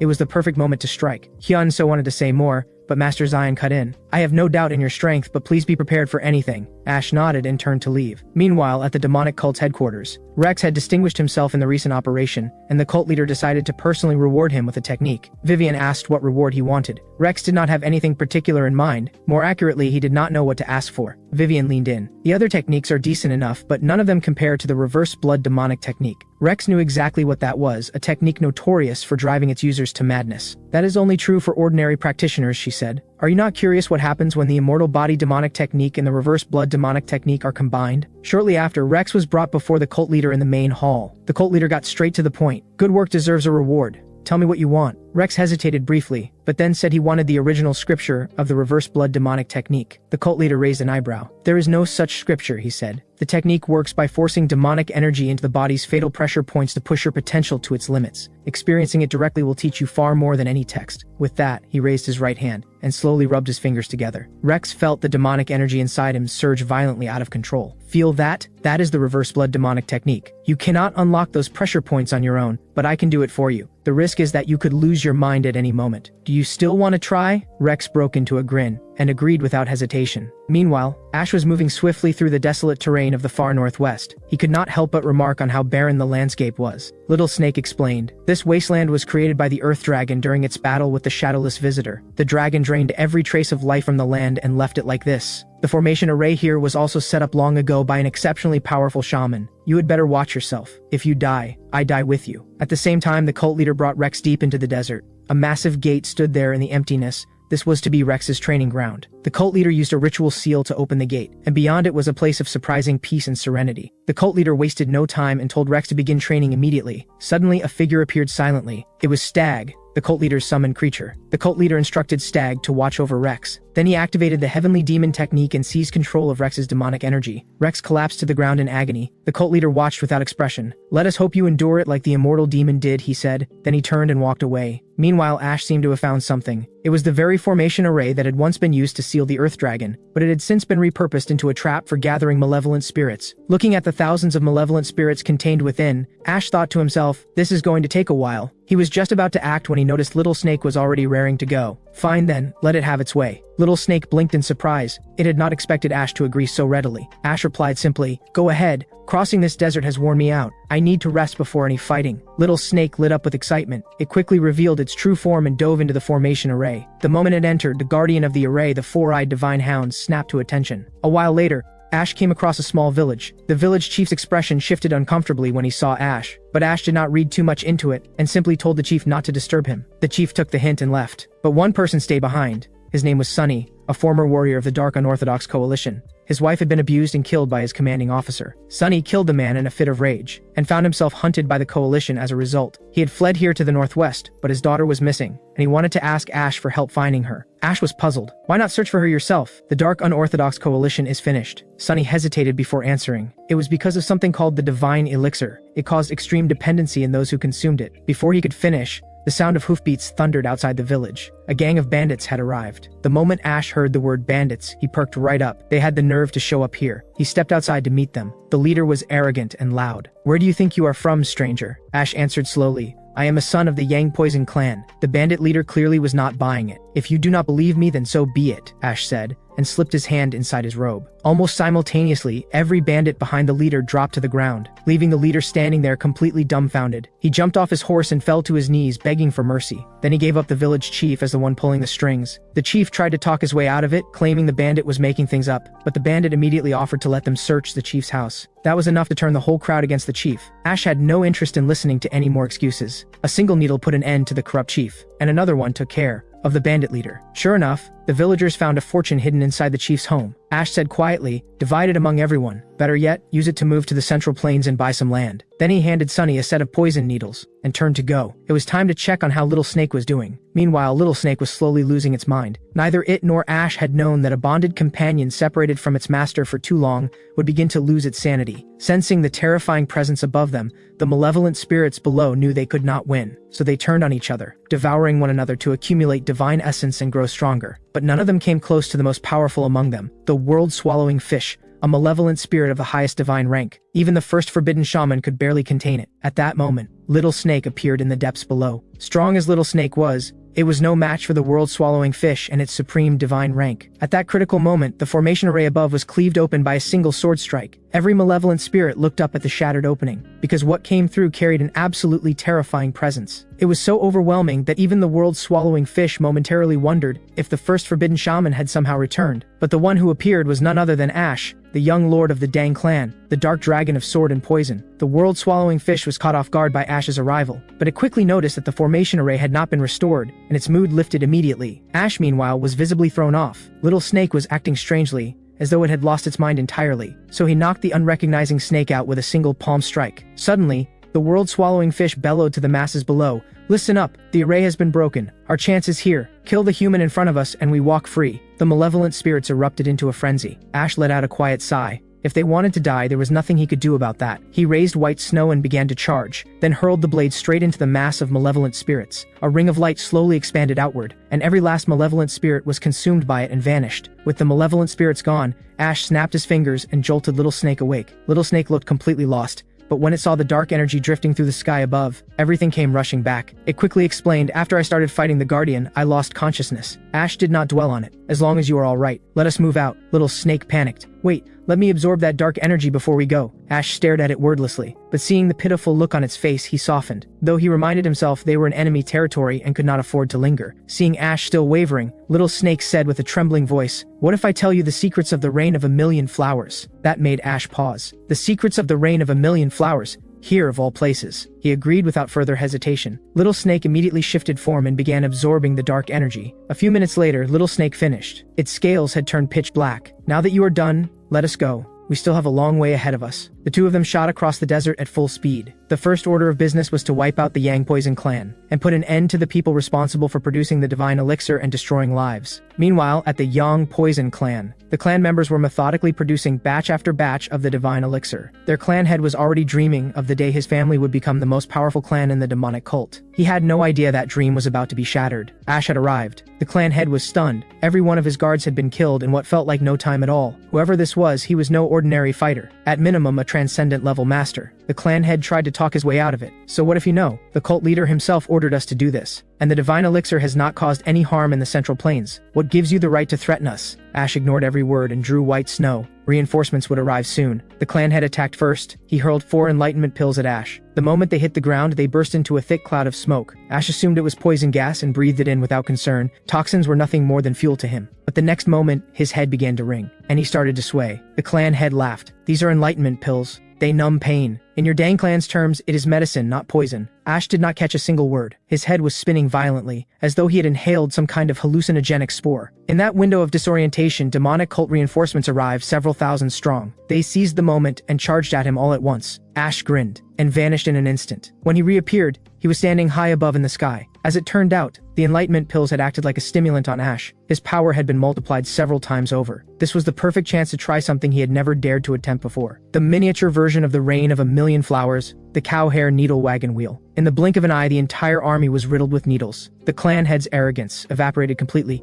replaced by sheer disbelief. Ash paid him no attention, raising white snow and charging once more. The clan head knew he could not just stand there and die, so he lunged forward with everything he had. Ash did not flinch. He closed his eyes. He was reaching back into his past life, the trajectory. By channeling his inner energy into those invisible paths, and releasing his sword technique simultaneously, he could unleash a shadowless sword strike of devastating power. In one instant, everything, including the clan head, was torn to pieces. When the dust settled, Ash stood calmly in the ruins of what had been the Yang Poison clan. He turned his head. A powerful presence had quietly emerged from beyond the mountains. It was the cult leader's aura. Meanwhile, Rex was still enduring the agony of the demonic energy tearing through his body. His body could regenerate, but his mind felt like it was on the verge of breaking. But the will to have his revenge kept him anchored, and it was enough to push him through once more. If he could not suppress the demonic energy, then he would let it explode. And so it went, explosion after explosion. After a while, Rex went numb. The pain stopped reaching him. In its place came a strange clarity, a feeling of release. This was the realm of absolute demonic power. Just as Rex moved to get dressed and go before the cult leader, the sky darkened with storm clouds. Lightning cracked and thunder rolled. Stag explained, "The master of all demons is about to descend. He is the true lord of all demons. The cult leader merely oversees things on his behalf.